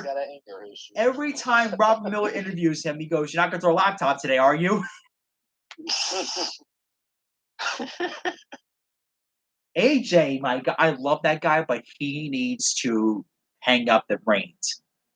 Because, listen, this is a hot rumor. I've heard this, but don't say like, "Oh, this could happen. This is true." I've heard Tony Stewart's had interest in buying that team. I hope so. Because if AJ, because AJ, let's say, I'm just saying this straight up, AJ doesn't have many years left in him. He's in failing health. He's old. I mean, that's just me being brutally honest. He's old. And the guy's like 80-something years old. He's not in good shape. He needs to take good care of himself. He's having surgery like every 2 months. He doesn't have much longer to live. When AJ kicks a bucket, Larry Foyt, yeah, he's a good guy and all that, but Tony Stewart will run that team with an iron fist. He'll get that 14 back in victory lane. I mean, my God, the last time the 14 Foyt car was in victory lane, minus Takuma Sato's win in Long Beach, was Alex Barron in 2002 Kansas. Jesus. 2002 we're talking about. If Takuma didn't win that Long Beach race, some people watching this video weren't even born yet the last time a Foyt car won a race. Yeah, it's time to change. Connor Daly's just an incredibly nice guy. Listen, that guy needs a full-time ride. He does. Here's a story about Connor Daly. So, of course, I didn't think Connor was going to be at Mid-Ohio because he wasn't on the entry list. He wasn't racing the race. So I said, "Oh, Connor's not going to be there. Why would you be at the track if you're not going to race?" The dude showed up to the race, was there talking to all the teams trying to find potential rides. What dedication from that guy. So I literally see him. I said, Jesus Christ. The one time I don't bring photos, the friggin' guy shows up. So Mr. Noonan literally turned around and started walking out of the paddock. And on his way out of the paddock, he found Gutswear. And the Gutswear trailer had the Connor Daly U.S. Air Force car. I bought the U.S. Air Force car. 30 seconds later, signed by Connor. Just walked up to him. 30 seconds later, signed the car. I mean, that's incredible. And I always think Connor's just a nice guy. I mean, you can't dislike any IndyCar driver. It's like you show up to the race, you meet them, and you become friends. I mean, I'm known as the guy who brings all the damn photos. It's pretty bad when friggin' George Steinbrenner comes to you and goes, "Oh, you got more photos to sign?" That's going to be a Pocono. I'd be like, "Hey, you again." Sign, please. Sign, please. I mean, me and Pocono. And I love those guys because it's like you can go to the paddock area and you can meet them. It was so surreal. Like, it was almost like a wake-up call. Because I go to all the events at Watkins Glen. I am so used to walking into the track and making a nice left-hand turn and just walk casually into the paddock area. All gated off. And I was sitting there like, I can walk through this, can't I? No. Yeah, that was sad, Brian. I had a sad puppy face when I saw the gates closed. And I just wanted to go see that. I would like to be part of the NASCAR garage area. I would like to go in and see I would like even to go see the Xfinity guys. I like to go see them and be like, "Oh, you're the future star of NASCAR. Why don't you sign my photo?" Sign the photo. I mean, some of these guys are very nice. Like, some of these young guys, they freaking get it. Like, if you want to open up the Cup garage area, I can see that. But at least open up the Xfinity garage and have us, meet these guys, because these guys care about the fans. I mean, I don't know who. I mean, we met Noah Gragson, Brian, at the Junior Motorsports Hall. I mean, he was a hell of a nice guy. He was, and I was surprised. Like, when we were trying to get the Dale Jr. Helmets car, and then all of a sudden we're like, "Oh, what the hell? That's Noah Gragson." I mean, I was like, it was like I walked up to the trailer, and I mean, I didn't expect much out of Noah. I mean, no offense to Noah, I like him, but he is a paid driver. Like, he gets funding from Switch. His father owns Switch. His father's now not dropping the soap in prison now, hopefully. He's got a lot of money. I kind of expected kind of like a emotionless kind of, man, I'm here type of personality. The guy was alive and well and happy to be there. I was like, oh, damn. This is a hell of a nice guy to meet. I mean, I'm sitting there having a conversation with this guy as if I'm talking to my neighbor. Yeah, I mean, that doesn't tell you right there, man. That's definitely opened up our eyes, to say the least. Some of these guys are just such nice people, but we just don't have the access to them. We should. We really should walk up and say, hey, Noah, can you sign this? Hey, Austin, can you sign this? Hey, Tyler Reddick, can you sign this? It'd be nice to have that, which would be cool. If I had an Xfinity Garage Pass, I would print out all my photos from Watkins Glen and have them all sign it and put a nice little book here. What would you guys get signed? What would you guys get signed if the Cup garages got opened, or any NASCAR garages got opened? Ooh, I think majority of my NASCAR the next wall will be empty. Oh boy, I don't even know what I would do. Ooh. I mean, I'd obviously want to get one of my race to win Chase Elliott 164s in the Authentics line. Then I'd want to get the 124 signed. But I would love love to get a Ross Chastain autograph. I would love that. That'd be cool. Mm-hmm. Like, legit. Like, that dude, I hope to God he gets a full-time top cup ride next year. This man is a workhorse. I'm sorry. I'm sorry. I'm laughing at what Jackson said. Oh boy, Why? let me see the comment. So, a little story for Garrett's a NASCAR guy. He doesn't know what the hell went on with that year. So in '97, Billy Boat was declared the winner. Billy Boat was initially declared the winner, but what happened was the scoring system from USAC got screwed up. So Ari was technically the winner. Ari was they screwed up the lap count and something happened. So Ari marched to the victory lane, points at AJ and goes, because they can't fucking count, or something like that. Wow. Then AJ comes storming down, slaps him right on TV. Oh my God. He only backslapped the Ari's neck. You see him go down in victory lane.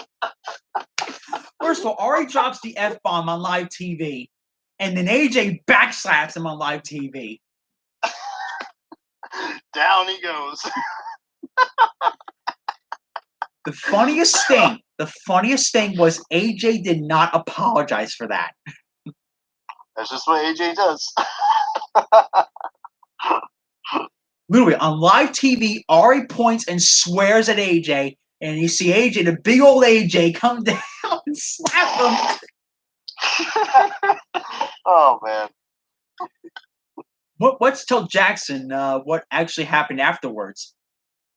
If you go to the AJ Floyd shop in Houston, Texas, the original trophy is still there. AJ will not give it up.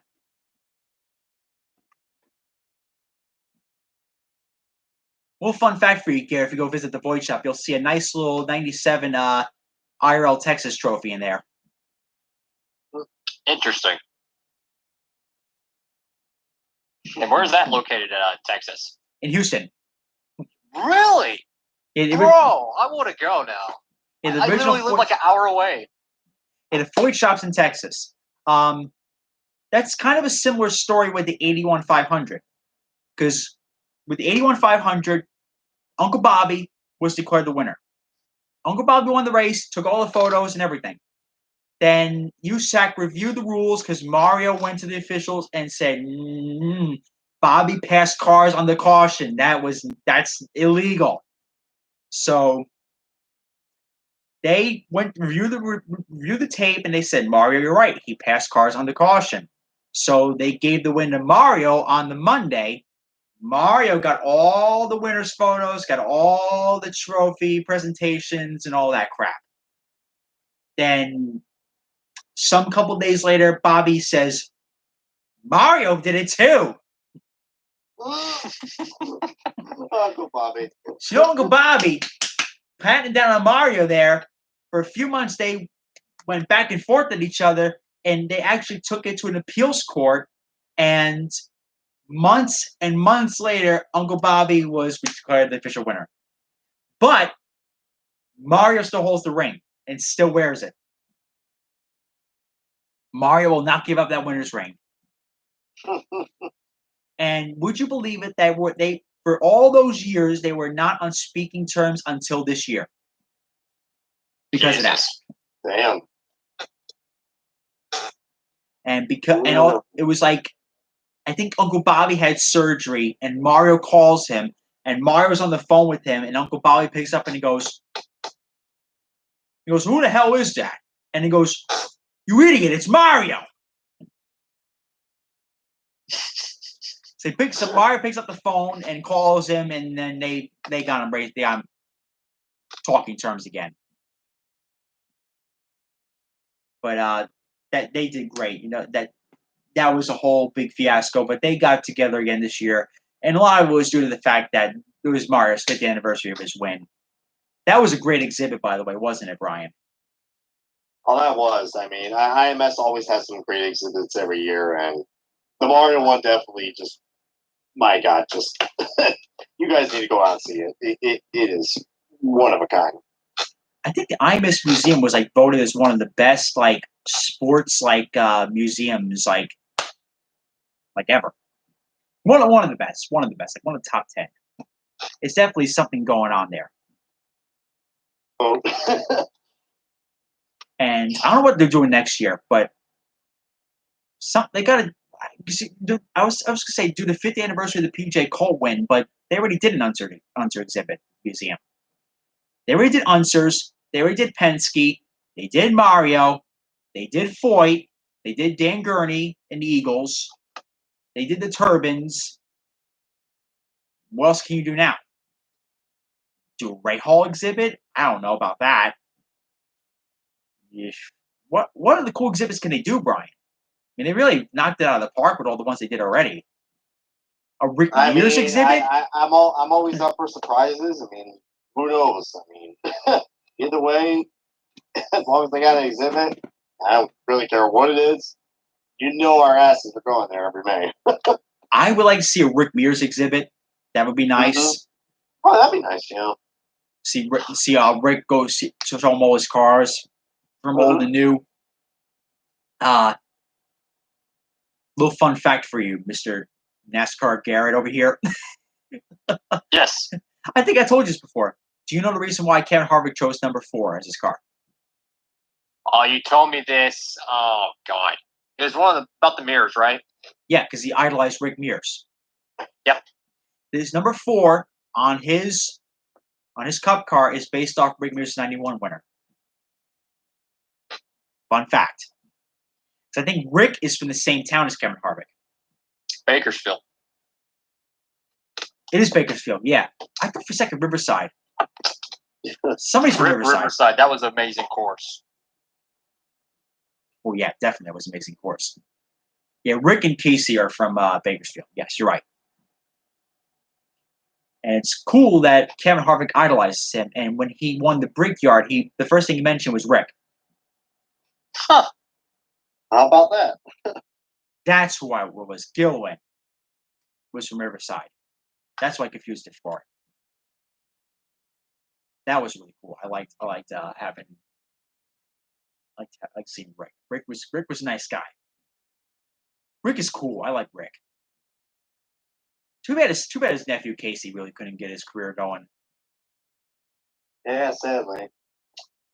I mean, Casey had all the tools he can do, but he just wasn't cut out for stock car racing. Granted, at the time being, a lot of the open wheel guys went to NASCAR because the IndyCar was in such shambles in the early 2000s. I mean, if you think about it, you think 2000s would be the golden era. Not really. 2000s IRL, my God, they sound like stock cars.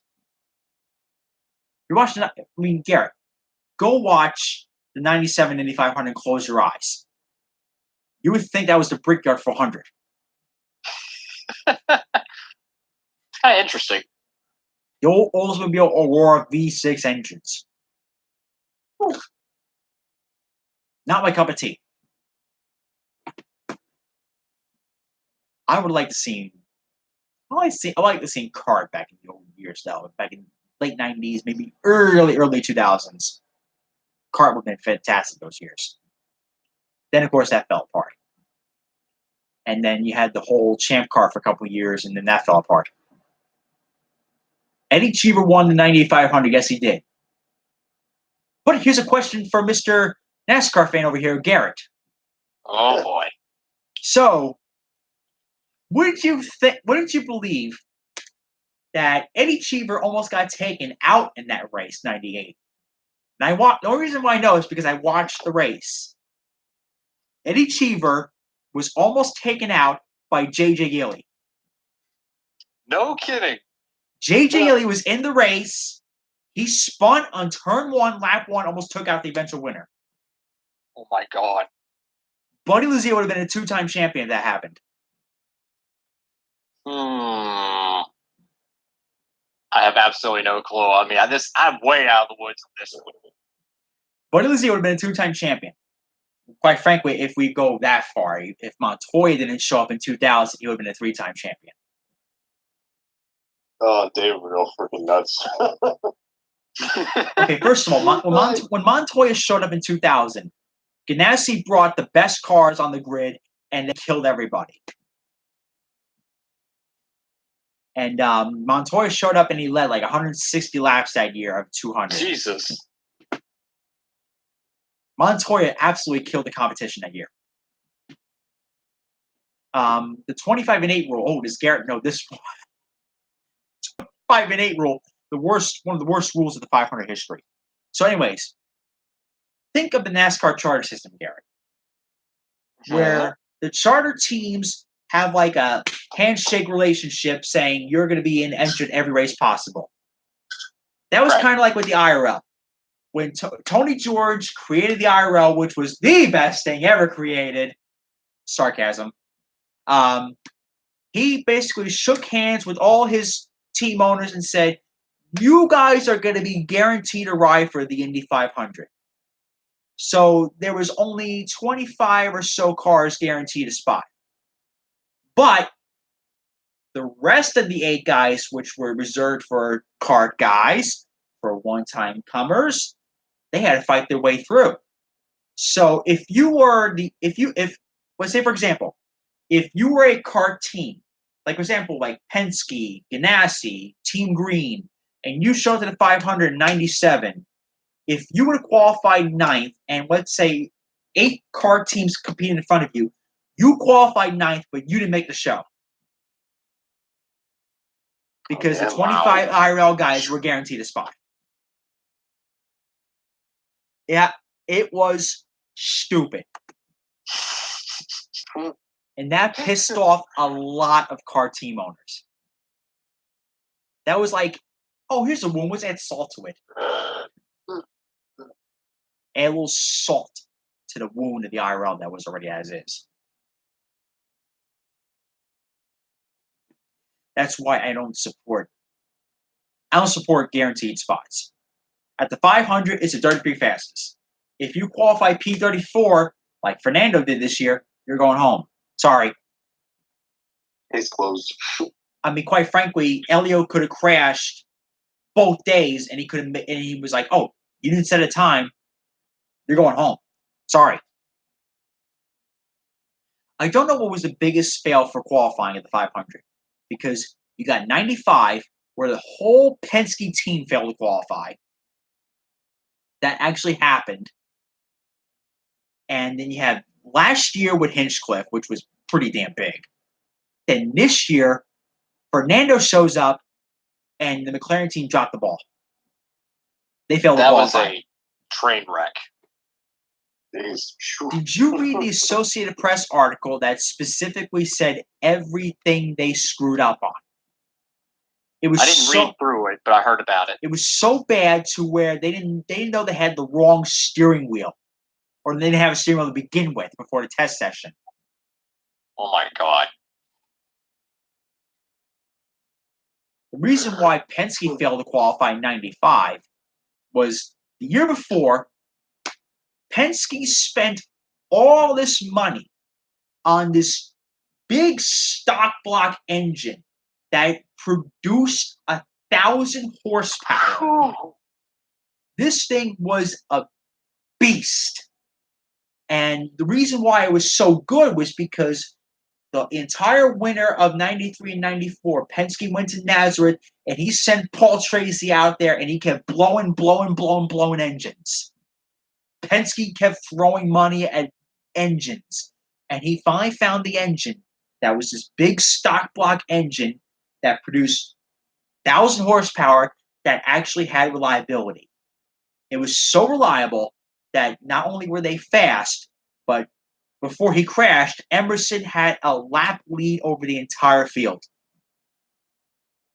Jeez. The entire field. Dang, dude. And we knew in 95 that Penske chassis was total crap, because in 94, if they would have had a decent chassis, they would have done 250 around the speedway probably. Or at least a lap average of 240 at least. But the Penske chassis was such crap that they had to lift in the corners, and when they showed up in 95, when they banned the engine, they were slow as shit. Jeez. It was true because they showed up in 95, and they're like, oh, we got the same chassis from last year without the same engine. Oh, we're going to be slow. Canadian F1 driver is IndyCar champion. Well, the only one I can think of is Villeneuve. Because Villeneuve won the 595. I think he won the car championship too, if not mistaken. And then he goes to Formula One with Williams the next year. Was it Williams? I can't think of it. I think it was Williams. Some team. Then he wins the championship the following year. And Villeneuve becomes a Formula One world champion. Which, that was controversial because I think Michael Schumacher caused some controversy and he got disqualified that year. Oh, damn. Schumacher, I loved Schumacher, but he really did some sketchy stuff. The worst thing, I think, this wasn't his fault, but the Ferrari team screwed Rubens in Austria in 2002. Rubens had like a 20-second lead over Schumacher. And then all of a sudden, the Ferrari team get on the radio and they go, you got to pull over for Michael. So he slows down, and on the last corner, Michael Schumacher passes him. And when I say the entire stadium booed Schumacher, they did. I can imagine.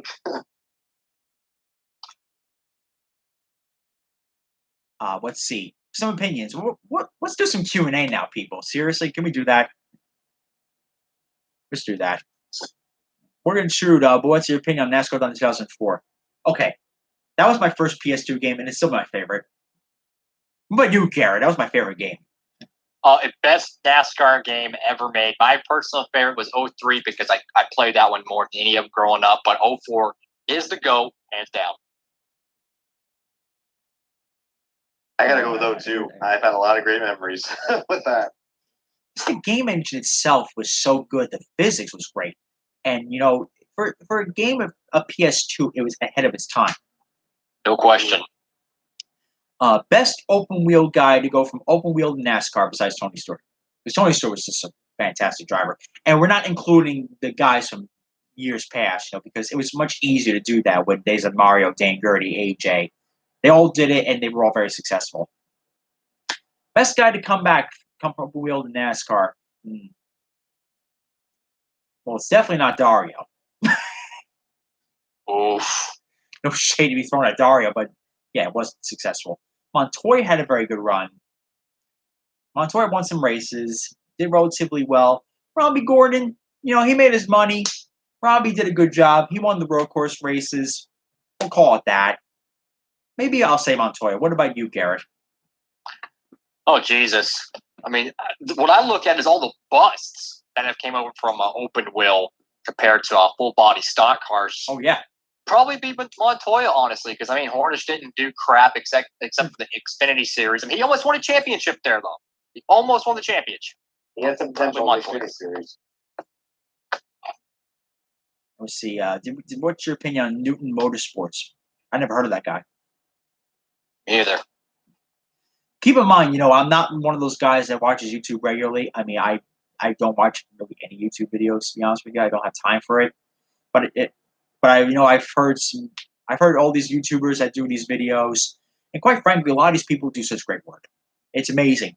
I don't have the time to do that crap. Sorry. I can't make fancy movie-like productions. Sorry. And he goes, what do you think? And Kyle says, what do you, Brian, think of the current IndyCar silly season rumors? I didn't watch David's video, but what are really the rumors? I did. You did, Brian? Yeah, I did. Basically, Kyle just pointed it out that now. Okay. So we think Herta will go. Herta, he was smart. He probably would stick with the team he's got. No, take that back. Harding Racing. No, I wouldn't stick with them. Yeah, Mike Harding. Drivers before, so. Mike Harding is a little screwy there. SPM and then McLaren teaming up with Hinchcliffe. Hinchcliffe, I don't think is ever leaving SPM and Aero. I think that's like his guy. So I don't think that's going to happen.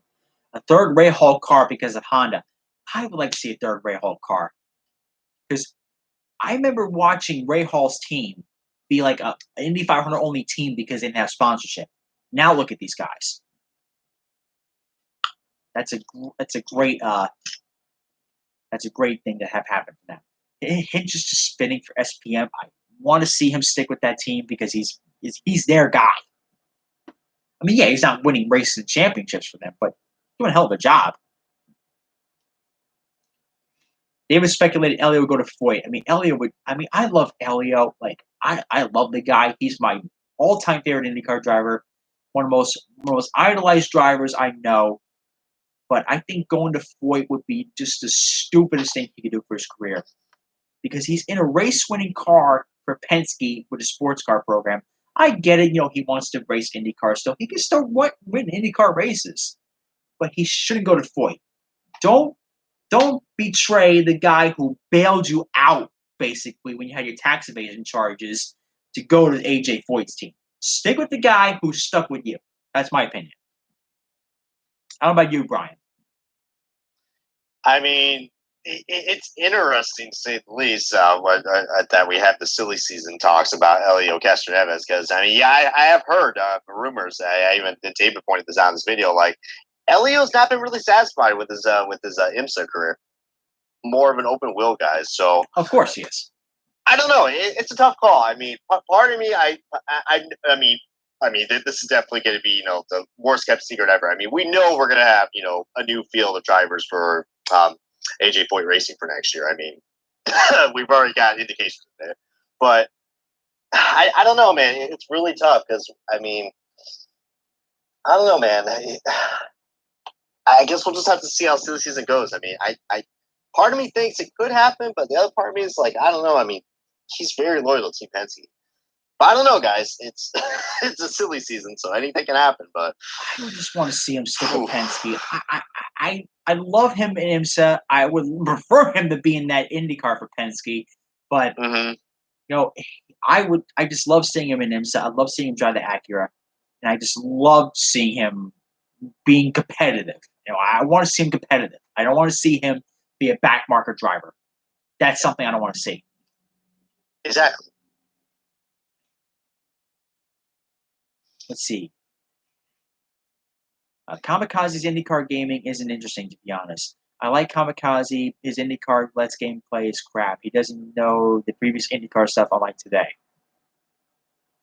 It kind of helps when you know the history of the sport. It kind of helps when you have a guy like myself or David do it. Because we know all the guys from years past. We know how the cars raced. Because Garrett's in for a real treat. Oh, man. Garrett, you're at like Kentucky and you're driving in like friggin' Daytona. Jesus. Like, I'm going to be a fish out of water when I do that gameplay series this fall. This guy's going to doesn't know what's coming his way. Oh, boy. So what's saying? The Slap Train or David Land? David, I think our pal here should know something here. David's actually one of my neighbors. Neighbors to air quote, because he's my neighbor at my workplace. I literally work 5 minutes away from his house, and sometimes if I'm bored on a Friday night or I want to go see him, I just go drive to his house and just be like, "Hey, David." And David and I go all the IMSA races, so David and I are like this. David's my guy, a very good friend of mine. So I would say David Land any day. And what's my take on Marco Andretti?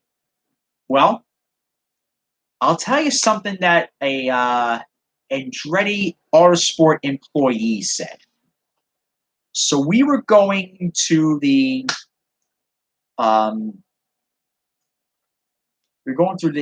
IndyCar paddock area, and we talked to this NJ Autosport employee, and we're like, I think we're over talking about Marco or something like that. And then one of the guys recognizes David Land. And the guy goes, "You're David Land, aren't you?" The guy's to YouTube. And he goes, "Yeah." And he goes, "You're too easy on Marco." Because David really roasted the shit out of Marco the week before. And he goes, "I'll give you a hint. He doesn't care." And could you imagine all the dirty politics that goes on in the Andretti Autosport shop about Marco? Could you imagine that? I can only imagine. I can't imagine. I mean, I genuinely do think Marco just doesn't care. Because it's like, how could your car be 9 laps off the pace, meanwhile your teammates are out there pretty much almost winning races? I mean, that to me is kind of just a little, I don't know about you guys' opinion on that one, but that to me just seems like a driver that has lost interest in the sport overall.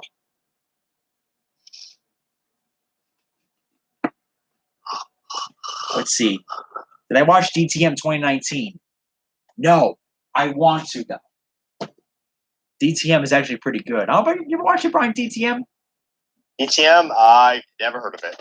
German touring car racing. DTM is actually very good endurance, very good GT racing. Huh. I've seen clips of it. I record it, actually. I record DTM, but I never watch it.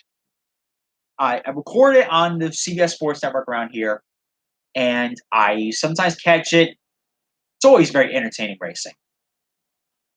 Because you got these drivers who just want to go for it. They're excellent drivers. They really are. What's a company outside of motorsports would love? What's a company outside of motorsports you'd love to see sponsor motorsports? Maybe NASCAR, IndyCar, IMSA, etc.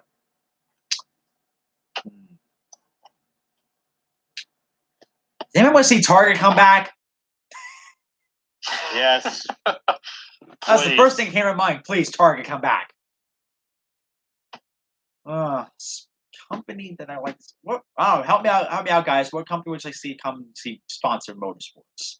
I would like to see more energy, like drinks, but of course you can't get that in NASCAR. Maybe digital marketing. I want to see some really modern, like stock car paint schemes. That's what I'm excited to see in the 2020s.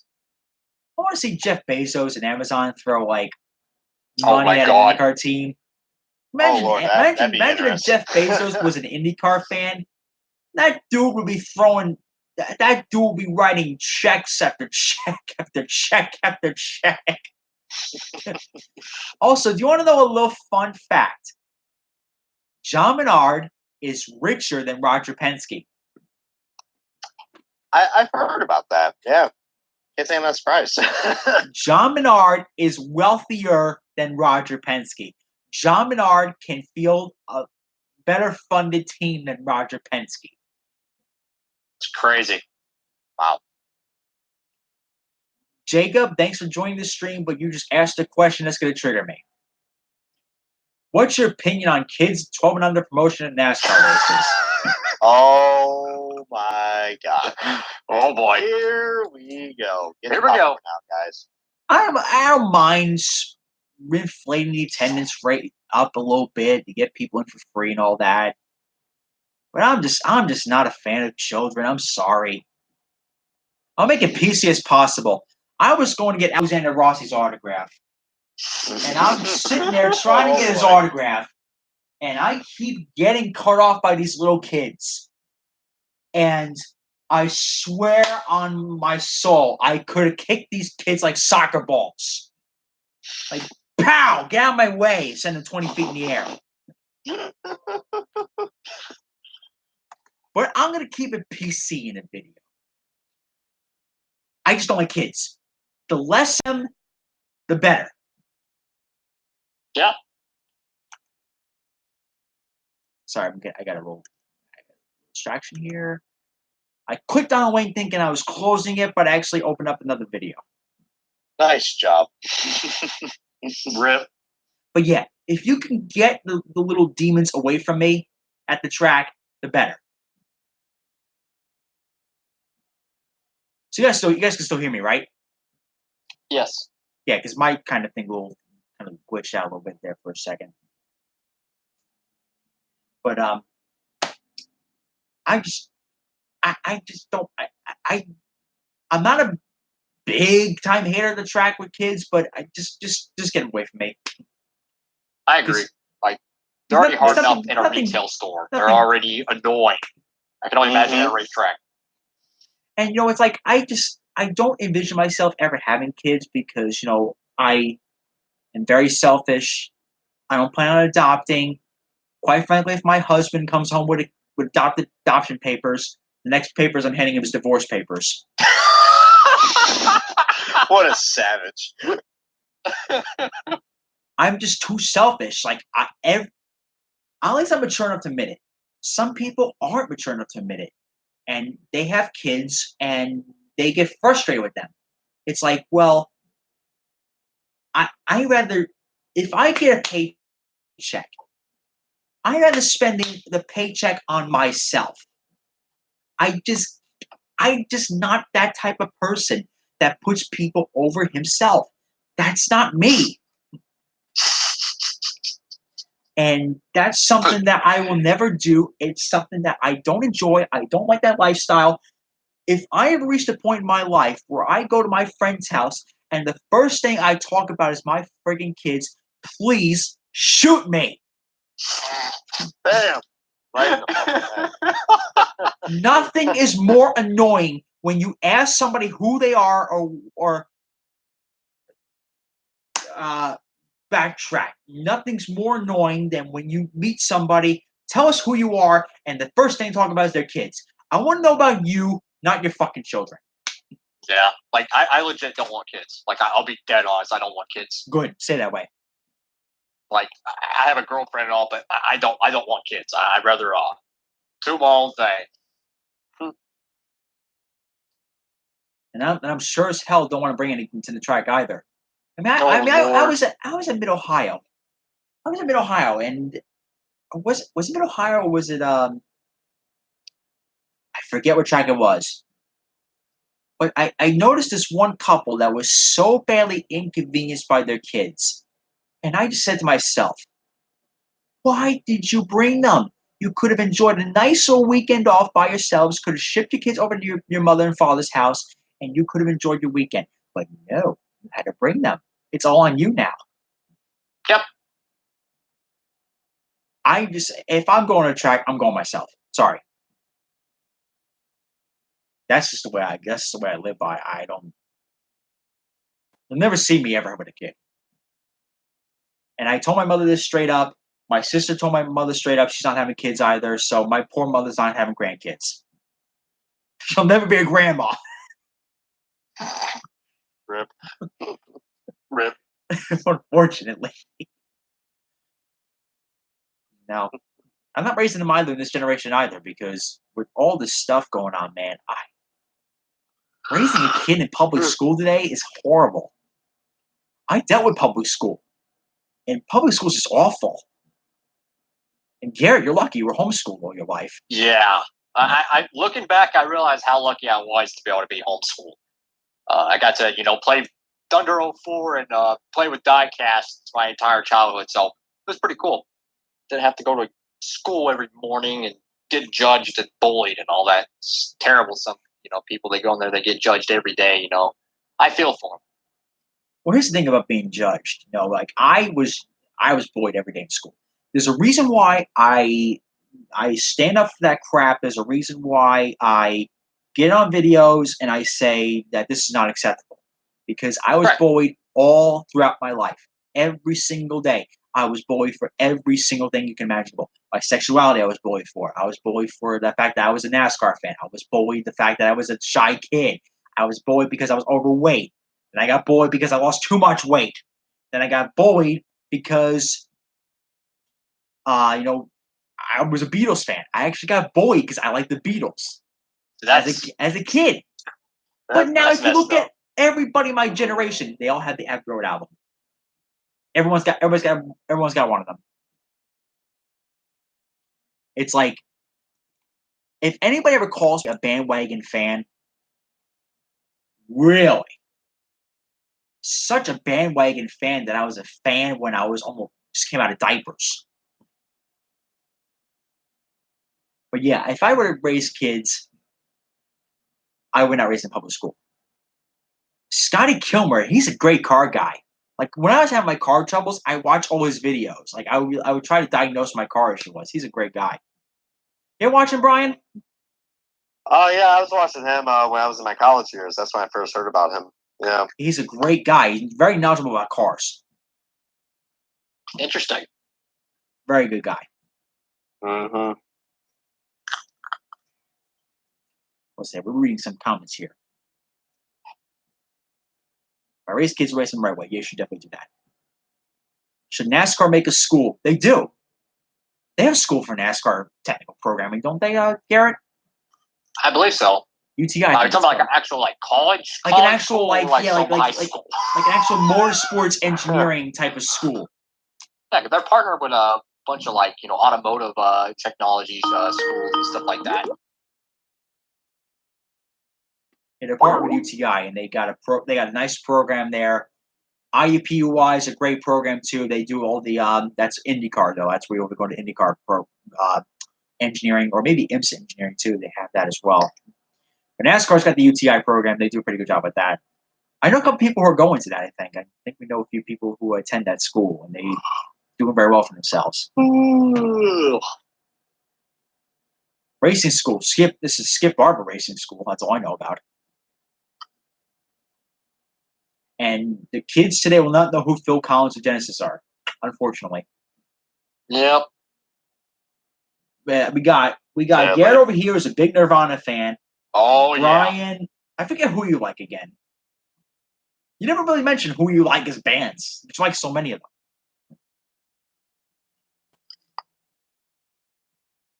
But we got me, who's the diehard Beatles guy. You got Garrett, who's a diehard Nirvana fan. It's like a lot of these kids got to be exposed to that stuff because it's really good stuff. I mean, there's a reason why. There's a reason why I promote the shit out of it.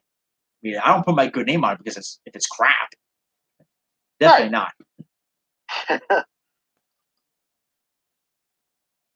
see.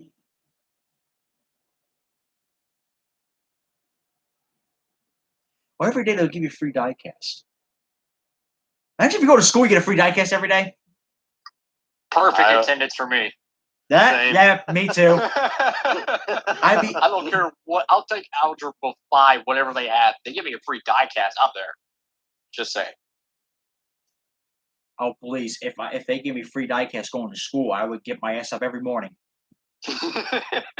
Unless it's like some cheap PTC WLS promo, then they can keep it. Triggered. In the 187 scale. Oh, now I see what they're going to do now. Oh, God.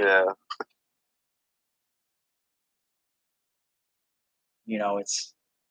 I just think... Let's see, hang on a second. What do you think of hybrid engines coming to IndyCar? Now, I'm actually getting behind. I'm not really the world's biggest fan of electric motors. There's a reason why. I think the gas guzzling cars should be for race cars. But, there's a reason why they have a hybrid system. And it's kind of going to work like the LMP1 program is. And our friend over here who's the IMSA fan in the chat can really back us up here. The hybrid system in an LMP1 car gives an extra power boost to the combustion engine. Therefore, you get the 900,000 horsepower engine that you so desire. So anything to give it an extra power boost, I'm all for it. If these beasts can produce the 900 horsepower that they promise, we're in for some of the best racing we've seen since the kart era. That's going to be a badass IndyCar season. Tracks will be coming to us begging us for races. That's what's going to happen. Imagine 900 horsepower engines at Pocono. Those things are going to be topping 230 down the straightaway. That's going to be fun. They won't sound loud, though, because the hybrid engines are kind of quieter. They're not really too loud of engines. All right, NASCAR question: do you think Kyle Larson will come back to Knoxville Nationals tomorrow to qualify? Kyle just loves to sprint car race. I really hope he does. Do you think he will, Garrett? I hope he does. Sure, he will. You let the guy race, for God's sakes. More racing, the better. Uh-huh. I mean, if you want to keep Kyle Larson on the payroll, you got to have him run these races. Because I just think he needs to be on the payroll. Like, he needs to be kept happy. Get Chastain, qualify the car, get that pit selection. Yeah, pretty much. Does he do driver change when he starts in the back anyways? He can get to the front.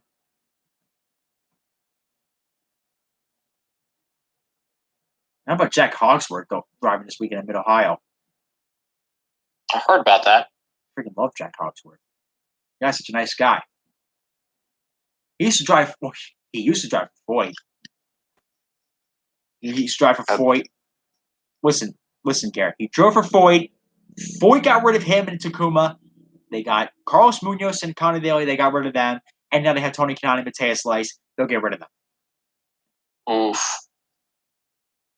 A lot of changes going on that Foyt team. And guess what? The common denominator is going to be, well, guess what, AJ?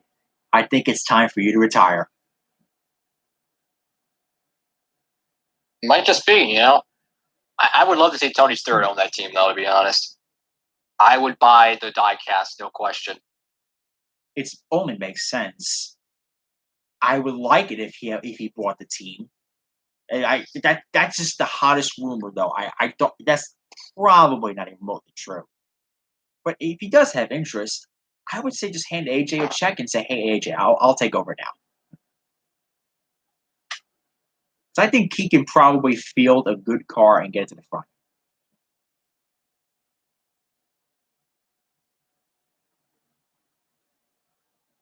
Let's see, Matt Skipper. Is that the rumor from David Bryan, by the way? Rinus VK, I think his name is. Rinus VK? Oh, I didn't even hear anything about that yet. That I'm like, who the hell? hopefully ECR keeps Ed Jones out. And if Richmond comes back to the IndyCar schedule, tickets will be bought in a heartbeat. I'm telling you, I love Richmond. It's a nice facility. But I'm just like, you know what? If they bring back IndyCar there, man, I am going to buy tickets, man. I'm just going to buy my tickets and show up race weekend. I'll do the full weekend. Like, I'll go buy the pit and paddock passes. I'll buy the tickets, and I'll do the whole weekend. Because I think Homestead of Richmond, well, I hope it's Richmond because I can actually go to it. Richmond, I'll be able to go to Richmond. And plus, Richmond, they seem like they're kind of promoted better because the TV money in Richmond. I don't know if you guys watch the IndyCar ratings at all week on week out, but Richmond's one of the top markets. For whatever reason, you wouldn't think that. That would be cool right there. That would be nice.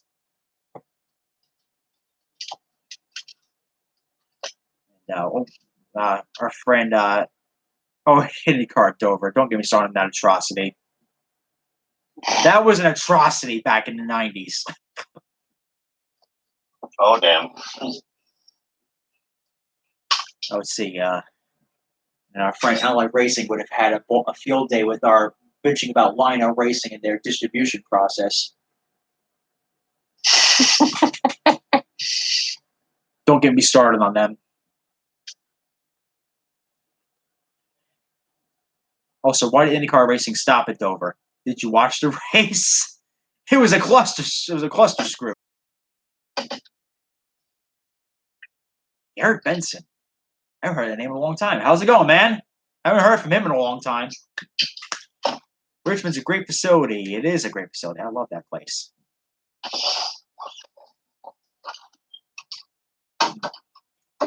Indy to Atlanta used to happen. Go watch the 2001 Atlanta race and see. You'll know why I don't go back there again. I mean, that race really took out Jack Miller's career. You ever heard of Ben Bryan, Jack Miller? Oh yes, the racing dentist. Yeah, Garrett, an actual dentist racing IndyCar. I believe it.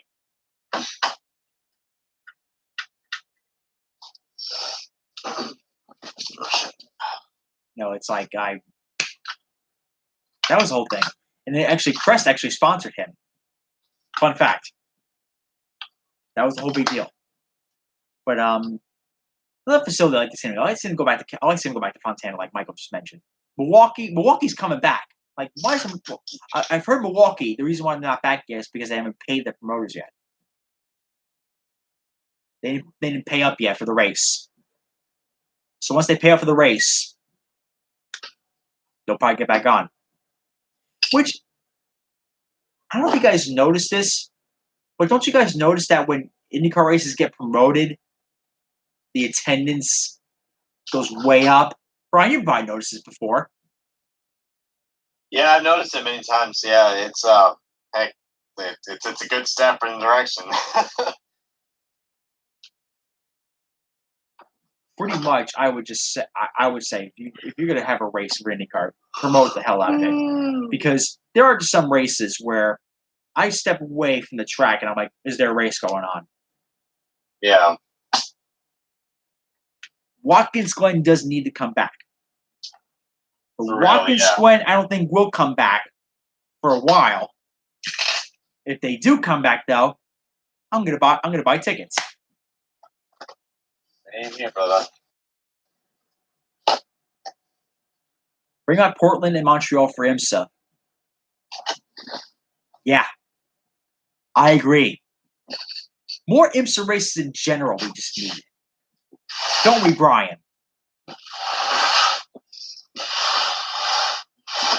Brian! What? Sorry, I'm Bill's mouth. What?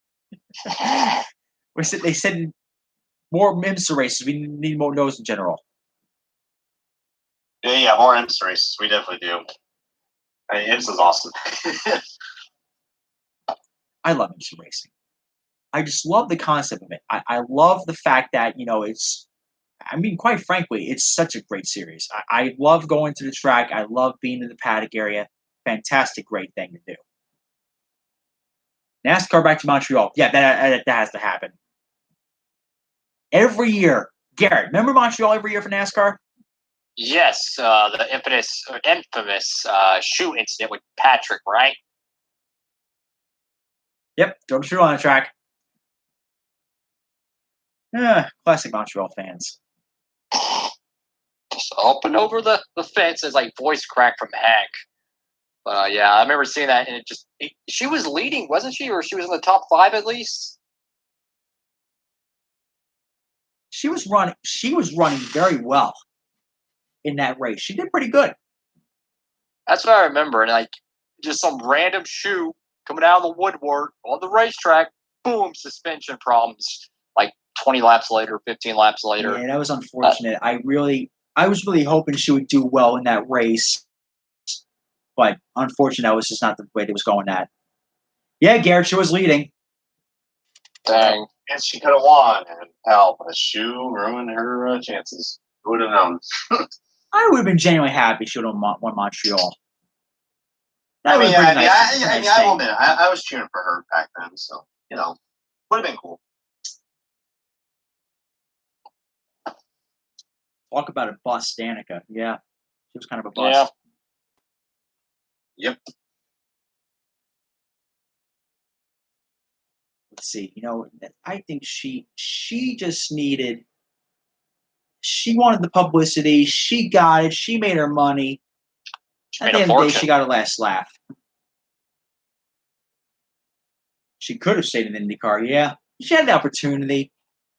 Remember the whole thing with Hinch for Homepage, Brian? I remember that. That was so funny. Hinch for Homepage. The wig on. Oh my God! Remember when Hinchcliffe had the wig on it at St. Pete? Comes up into driver intros, wears a wig, and pretends he's Danica. Danica has a beard.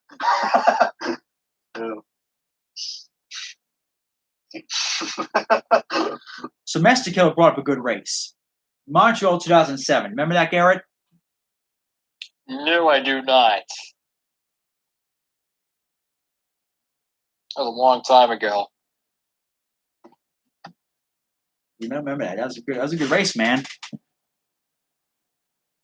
How long is streaming going? Almost 2.5 hours. This happens with us when us friends get to talk to each other. We're all we're all just big race fans. Just talk about racing, man. Yeah. Just a bunch of schmucks, as Rob would say. Especially Brian. He's kind of a schmuck. I know. I was dozing off over there. Poor Brian's fucking dozing off on us. Poor bastard. I know. The lives of Mr. LaFleur. It's interesting. Also, love the new logo, by the way. Looks really good.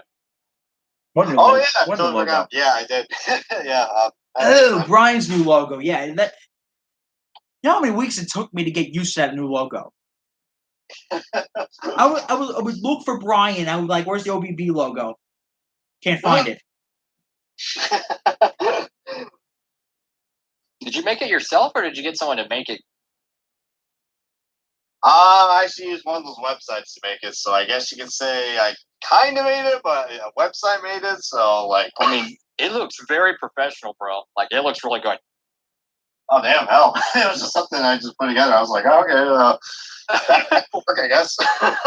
I noticed how, like, all three of our, like, YouTube logos are all, like, black, red, and white, ironically enough. Oh, Christ. Common YouTube logo. Same with me. Yes. Wait, was Montreal 07 Montreal when Carl had the Swiffer sweeper? Swiffer sweeper? What? Oh no, it was talking about the squeegee where he took that squeegee on the windshield. Oh, I remember that. That was hilarious. That was 2008, my friend, when that race got rained shortened. But they ran the race in the rain, and it was like a monsoon condition. If I remember, I think Carl Everton, he used a Swiffer, I think, if I remember. You might be right. It might have been a Swiffer, but that was the thing that happened. Like, is that one of those Swiffer things? And it was. I'm like, oh my god, that is epic. Yeah, I remember that. Wow, that brings back good memories. Wow. Holy crap. Yeah, it was a Swiffer. Yeah, Mestico was right. It reminds me, it was a Swiffer. Because he took it out, he had his hand out the car and just kept pushing it out. There's all the water away. Yes, Drew, I knew that was you from the get-go. Yes, that was a very long time ago, Garrett. It was also a very long time ago since we talked, man. Good seeing you, though, again, man. Oh, yeah. Garrett Benson. I'm talking about Garrett in the chat, Garrett. I see you every week. That's another Garrett. I get confused, okay? Gary, I see you every week. Or my other name, Gary. That's what I probably should be Your name, called. Gary the Snails, I call you. Huh? Yes. And they're on the caution, yeah. That was the whole Montreal 2008 race. That was a real night. It was a real fun time.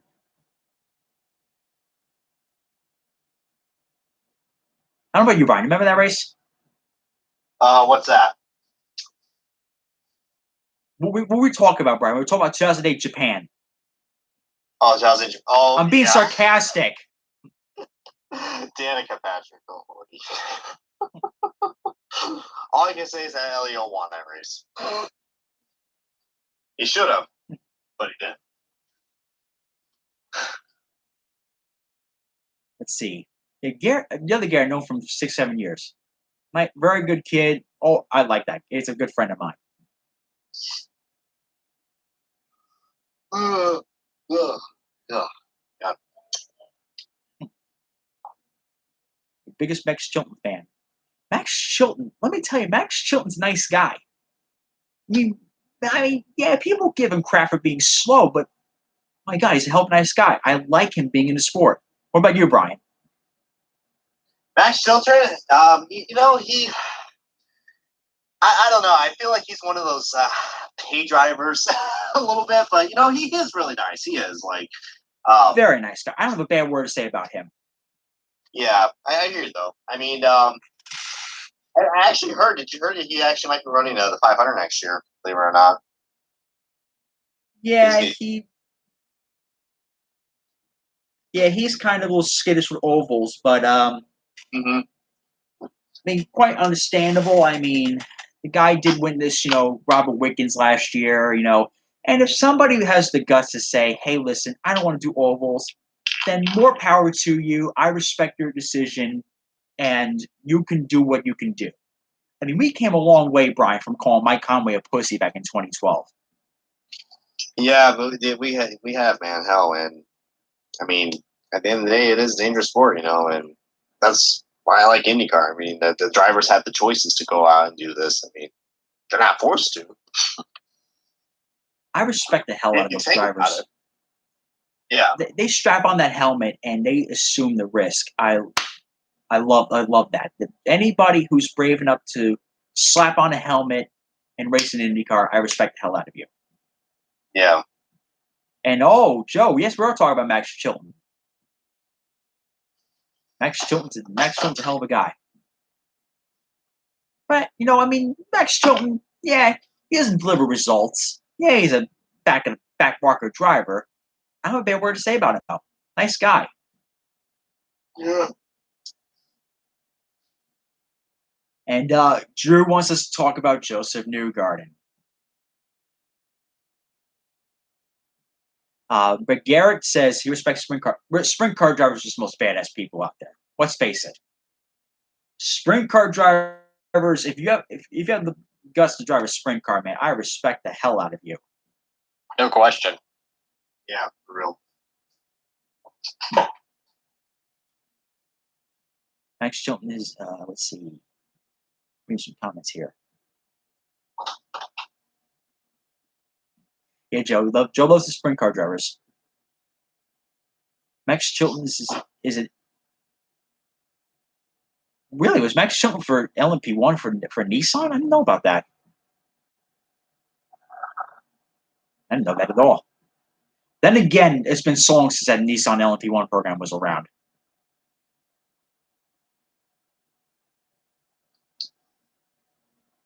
Let's see. If Herta gets a good ride, he's going to be a threat. And the bold prediction, Rossi will be multi-champion in the car. That's not a bold prediction. That's going to happen. That is definitely going to happen. Rossi's going to be a champion pretty soon. What about you, Garrett? What do you think about your man Rossi thinking about being an IndyCar champion? Oh, that would be awesome.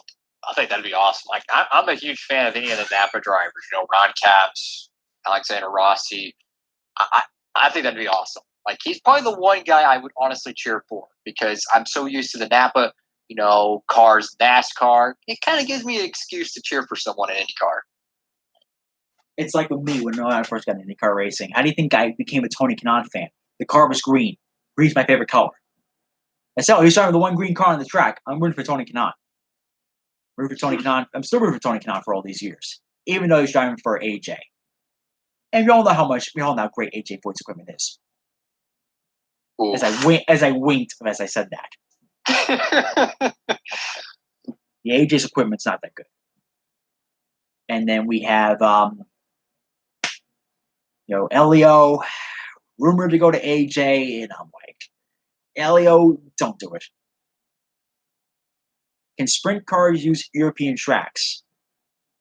Europe has dirt. I think there's quite a few dirt tracks over in Europe. I just don't know where the hell they are. They got NASCAR racing over there, so I don't see why not. I love the fact that Bobby Labonte races the Euro Series. I know, right? I freaking love Bobby. He's such a great guy. He's from Corpus Christi. That's pretty decently far from where I live. But hey, he's a Texas guy, so I got to root for him. Bobby is just a genuine nice guy. Like I don't think I ever met him in person yet, but he's so approachable to the fans. He really is. Bobby's a hell of a guy. I mean, quite frankly, it was always Rusty then Bobby behind him when I was younger. Like if Rusty wasn't my guy, it would have been Bobby.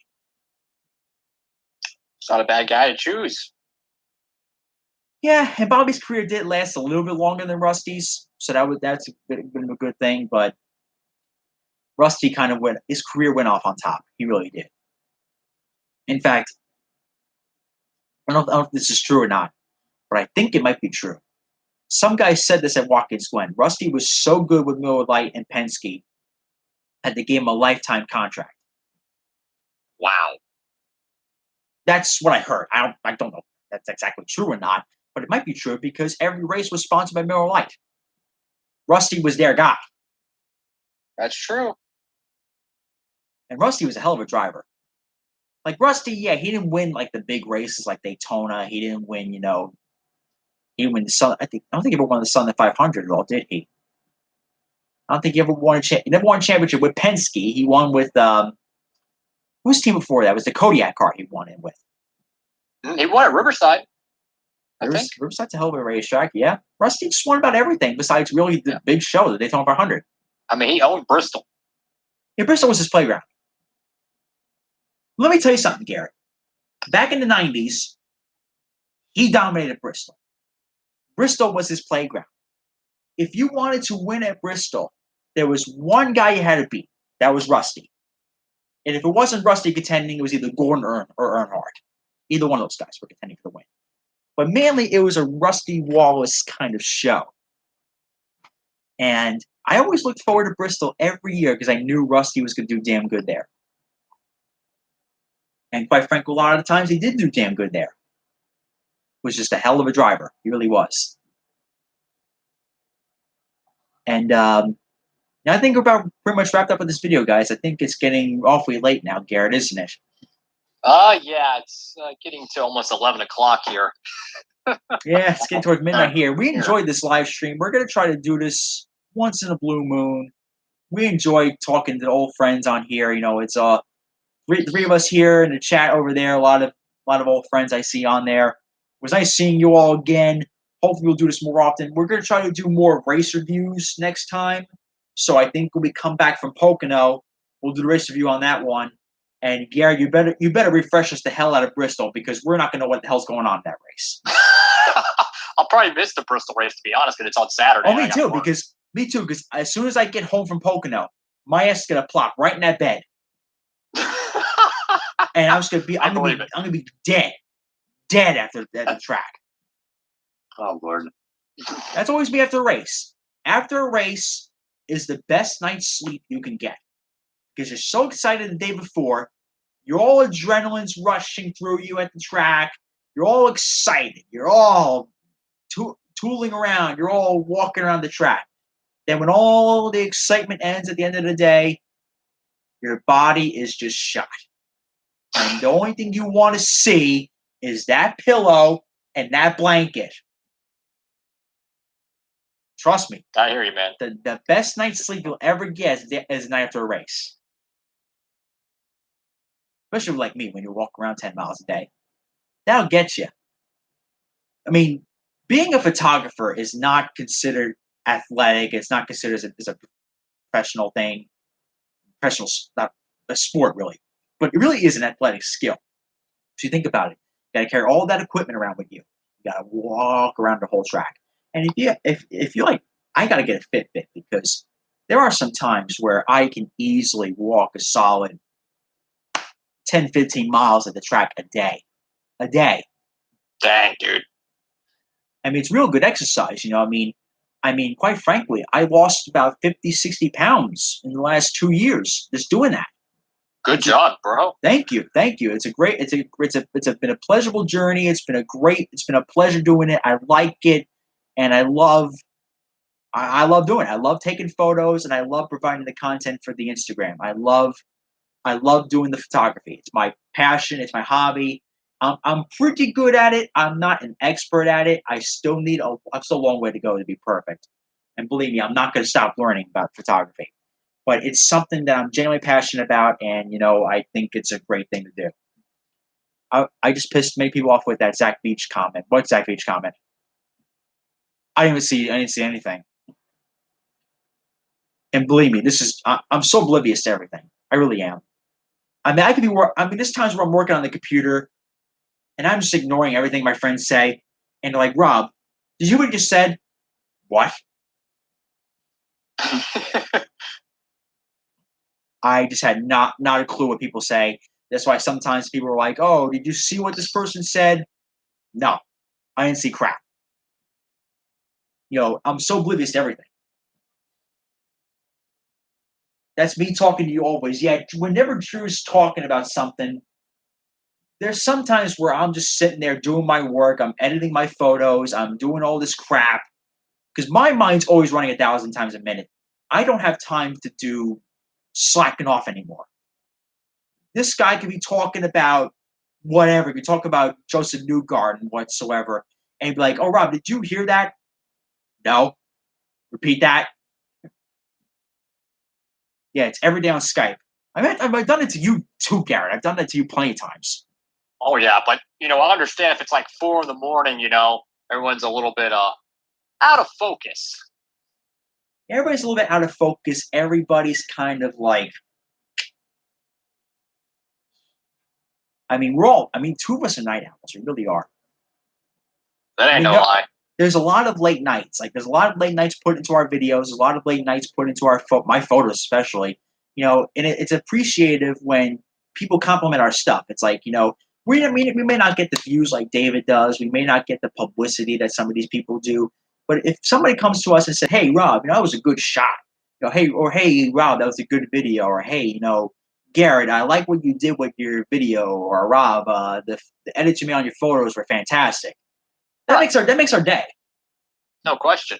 Like it means the world to me when people comment and they say, "Oh, I love this review. Thank you, for reviewing this, or you did a good job." Like it means the world to me because sometimes I stay up till 7 a.m. editing videos just to make sure my subscribers have at least something to watch tomorrow. And the reason why I haven't made any videos the past 3 weeks, well, you know why, Garrett. I've been out of state every freaking weekend. You've been busy. I've been busy as all hell, let me tell you that. And Brian's about to bounce off. So, yeah, Brian, you poor bastard. You had to deal with us for 3 hours. Yeah, you're probably knocked out. Fine. If I wasn't working on cars for a living, I would have the energy, but that's... Brian, you got an important job to do, Brian. Go do that important job tomorrow. Do what I gotta do. Oh, yeah, this is cool. Anyways, Brian, have a good night, man. Alrighty, guys. Have a good one, man. See you later, night owls. We are the night owls. We really are. And it's still a miracle that I get up every morning and I go to work and I still apply myself and I still manage to get work done. Exactly. Like if I stay up till 7 a.m. and I get up at 12 to get ready to go to work, I work all day, busting my butt, maybe on 4 or 5 hours sleep. I come home. Sometimes I'm wide awake. Sometimes I'm dog tired. I don't know how I do it, but I like staying up late. I don't like sleeping. I like to get things done. That's me too. I'm always a guy that's always working on something. Like I reached the age where I've almost kind of like stopped knowing what having fun really is outside of being at the racetrack. Because when I'm home, I usually work about 8-9 hour shifts. Not bad. Not bad behind the screen. It's pretty standard. When I get home, I'm working on my photos. I get home, I'm working on my videos. When I get home, I'm working on something. I'm always working. I'm always working on something. Right. And when somebody comes to us and says, "Hey, your work's really good," or "Hey, we like your work. You do a good job." We're not looking for, massive views. I don't make money off my videos. I have a nice job. I have a nice life. I really don't need to make my living off of YouTube. But if somebody comes to us and says, "Hey, great job, but that was a great shot you took. And, you did a great job with that photo." Or Garrett, in your case, you did a good job with that video. That was great. That makes your day. Oh yeah, no question. I mean, I check all my comments, both Instagram and YouTube, all throughout the day. Every break at work, I'm always checking it, and it really does make my day, and it keeps me motivated. That's good. You deserve it, man, because you're one of the best people we've had on here. I truly think, if people in the comment section can back me up, I think you're one of the best NASCAR Diecast YouTubers we've ever seen. Well, I appreciate the kind words, but I'm a very humble guy, so I beat myself up a lot. Same with me. I mean, You ever see me edit my photos? I criticize the hell out of them. Oh yeah, I hear a lot of times where you're editing your photos and for hours, and trying to make sure get the right ones, because you probably take like 5,000 photos, 6,000 photos a weekend, right? Yeah, on a good day, if you have the right settings on, you have continuous shooting on, you're talking like you can shoot about 6,000 something images during a race. Jesus Christ. And if you can, let's say, my goal is if I can get 10% of my photos to be good and usable, then it's a success. Every photographer throws out so many goddamn photos. It's ridiculous.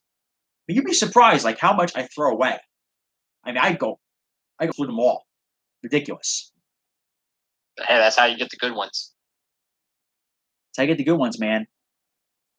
And that's how and I only pick out the good ones, really. You don't see the bad ones. You see the bad ones, you're like, Rob, what the hell's wrong with you? I mean, that would make a great April Fool's Day one. Just like upload like the most blurriest, poor resolution photo you ever took. That'd be a funny joke. We go back to 2011 on that one, pal, when I had my old point and shoot. Oh, God. We used to have an old point and shoot years ago, and I thought that was good. Wait till you see those photos. Don't laugh at me. I mean, even probably on the most basic equipment you've used, you're probably better than me on a 6th-gen iPod taking a photo. Why don't you rent equipment for Texas Motor Speedway? I kind of want to have like my own camera though that I can take outside away from the track to go to have throughout the whole year and stuff, because I really want to invest in a good camera. I really do, but man, they are expensive, and I have no clue what the best option is for a budget one. Canon Rebels are always the best. They're really good for the budget. Kind of a pain in the ass to set up. Once you get the hang of it, they're pretty good. I have what's called a Sony Alpha camera, which is actually a mirrorless camera. The mirrorless technology is kind of different than SLR, which is what the Canon Rebel is. It doesn't have a mirror to it. Therefore, I think it takes images faster. It's a different technology than what other people usually have. Mm-hmm. Also, it's more expensive. Oof. But it is lighter in weight. Like the weight of a mirrorless camera is significantly less because the mirrorless lenses don't have a mirror to them. Therefore, they weigh less. Right. So that's a big advantage going to the track, having less weight carrying around. I can imagine, walking 15-something miles a day. Especially when you go to Road Atlanta. When you go to Road Atlanta, you're playing the Price is Right cliffhangers music. Do you not realize how dark of a sense of humor the Price is Right crew have? That guy's walking up a mountain and he's falling to his death. I love that game, though, man. That's childhood. I love the Price is Right. My favorite show. What do you think I do on the mornings at the track at IMS where I'm at Indy and I'm at the track? I'm watching the Price is Right. That's what I did. In the morning, I pick up Brian. Brian was coming in at 2 or 3. I said, it's 11 o'clock. I'm watching the Price is Right. There you go. So that's what I did. I watched the Price is Right. That's all I do when there's something going on. But it's rare that I watch it these days because of how busy we've become, man. It's ridiculous. I hear you, man. Like I'm asleep every time it's on, unfortunately, so I miss it. But if I'm up by some chance, I might tune in if they ain't no NASCAR practice or nothing on.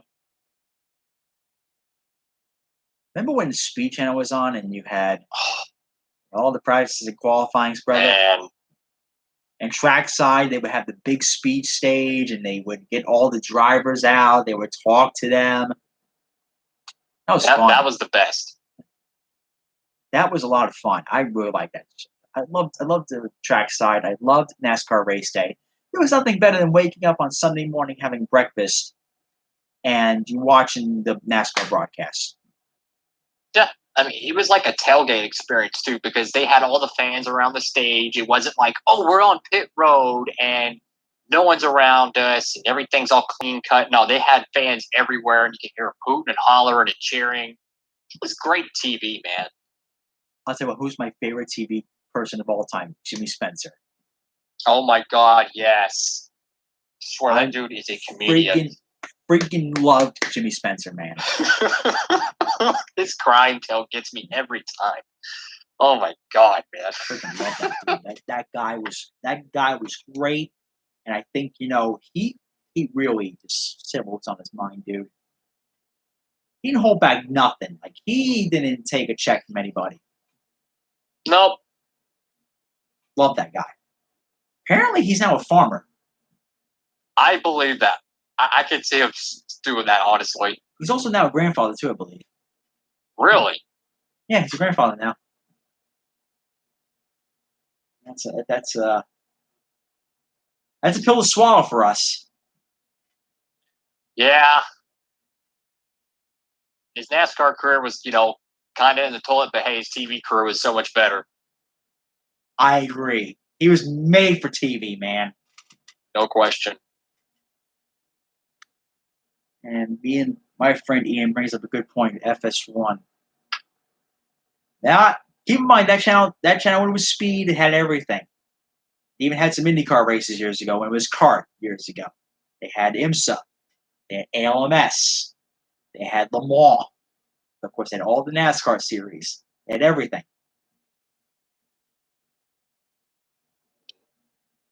Honestly, it seems like NBCSN is becoming the new speed channel, to be honest. Pretty much. But not good enough, in my opinion. Not there yet. Just needs a little more. What's the word I'm looking for? Needs to up its game a little bit. But although I don't have a problem with some of the races being put on the NBC Sports app because in this day and age, with our generation is going to totally ditch cable in a few years. Our generation is going to get rid of it. We're just not going to use it. We're going to be all streaming years down the road. It's a dying thing. I mean, it's getting way too expensive. I mean, digital is the way to go. I have Hulu on my TV. That's where I get all my racing from. I get Hulu, and I can log into NBC Sports app with that cable provider. That was it. And, I just think our generation, especially if people who are watching this video are kind of like teenage years, they're going to become adults. I think once you become adults and go to college, nobody's going to use cable. They're all going to use like Netflix, Hulu, YouTube TV. That's what because it's cheaper. Exactly. And it's more accessible, too. You don't have to have a heavy TV. You don't have to have cables and holes in the wall. You just need Wi-Fi, bro. And that's something I recommend. If you're going to college or if you're on a budget, you want to get nice TV coverage, just ditch cable. Keep the internet. Get rid of the phone because nobody uses house phones anymore. I don't use house phones anymore. We don't have it around here.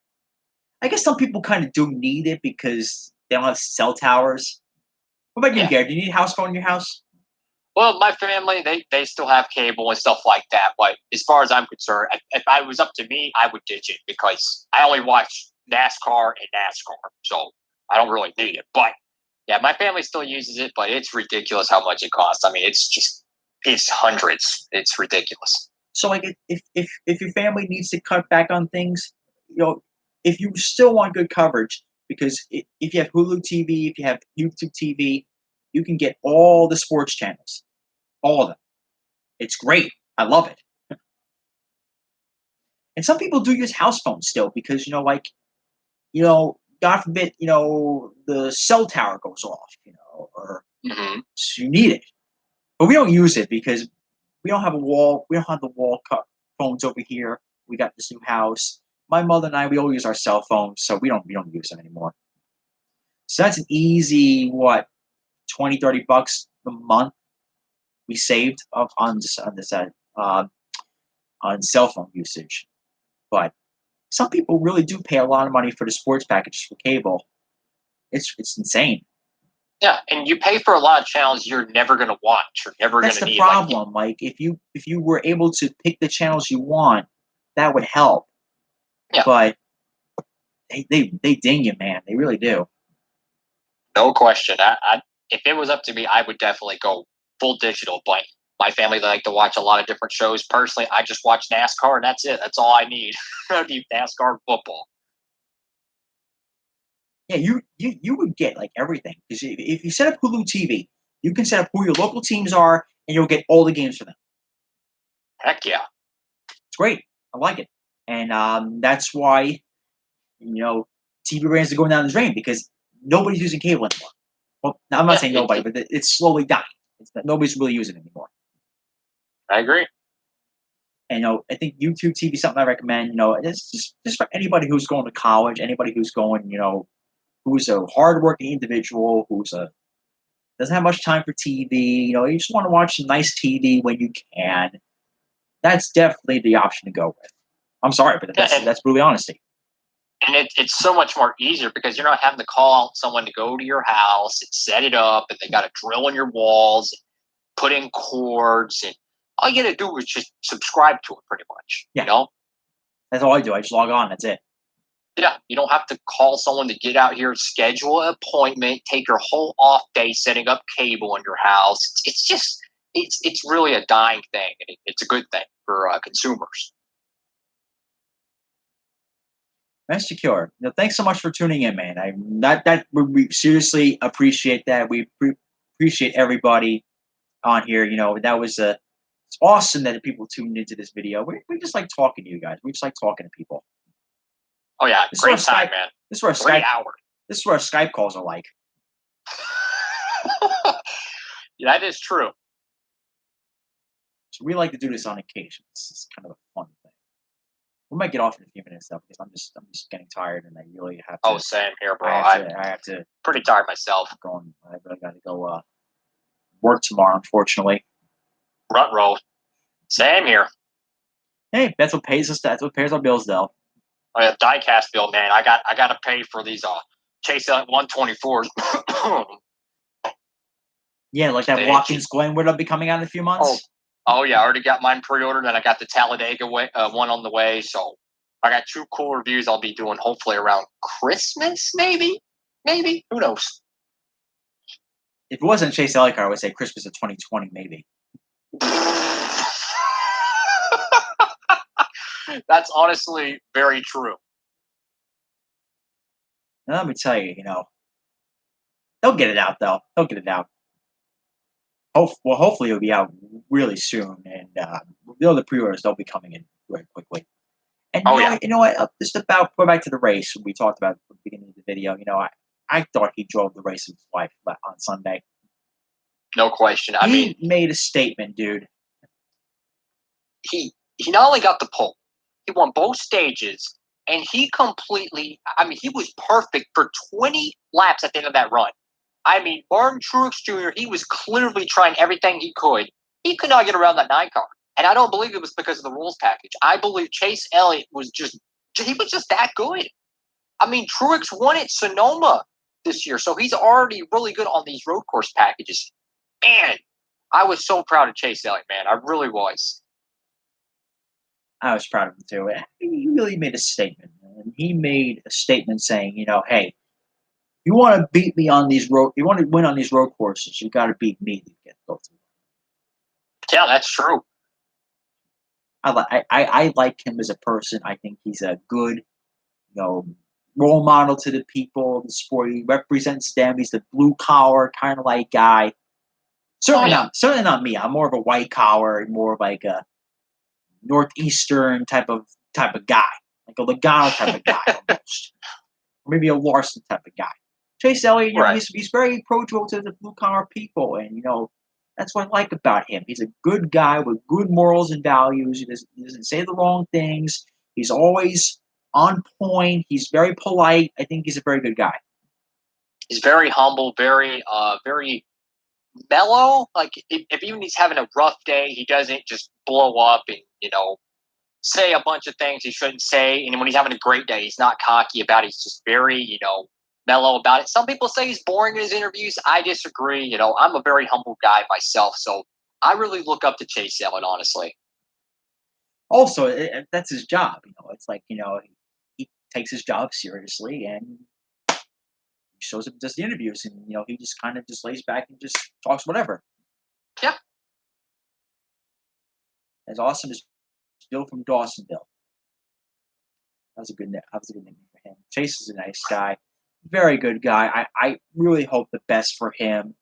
I really think he'll be winning races again in the future. Very soon. Very soon. Very soon. Also, last question for tonight is time for Jimmy to retire? Possibly. I mean, he's done everything he could do in his career. The guy's accomplished so much. We all respect the hell out of him. It would be nice. It would be nice to see his career end on a high note. What do you think, Garrett? I think he's got one more year left in him. I could see why he wants to keep running because he wants to get that championship. But man, they have just been super disappointing. I mean, they didn't even run that good at Watkins Glen. So I mean, I don't know, man. It's not looking good for Jimmy. It is not. But Garrett, listen, man. You're my brother, man. I appreciate you being on here, and a lot of people in the comments are also really good friends of mine. So we all appreciate you tuning in, and it was nice talking to you guys for a couple hours of your night. And hopefully we'll do this again. I got a lot of videos to film pretty soon, so we'll get going here. It was nice seeing everybody. So I hope everybody has a good night. I hope everybody has a decent weekend. I'll be doing some videos. If you guys got requests for videos, just drop them in my inbox. Just let me know what you guys want to see. What do you think, Gary? What kind of reviews are you filming this weekend? Oh, man. Let's see. I got the Ryan Newman and Paul Menard reviews coming up on the channel soon. I just did the Kyle Busch Eminem's Bar review this morning, like literally at 5 a.m. Before anyone can get it in the Gold Series, really. So I think I might have been the second person to review that Diecast. It's already out on my channel at Diecast Buffet. But yeah, thank you so much, for everyone who's tuned in. It's been a great 3 hours with you, man. It's been a great 3 hours with all of you guys. Listen, peace out, guys. Have a good night. Have a good one, y'all.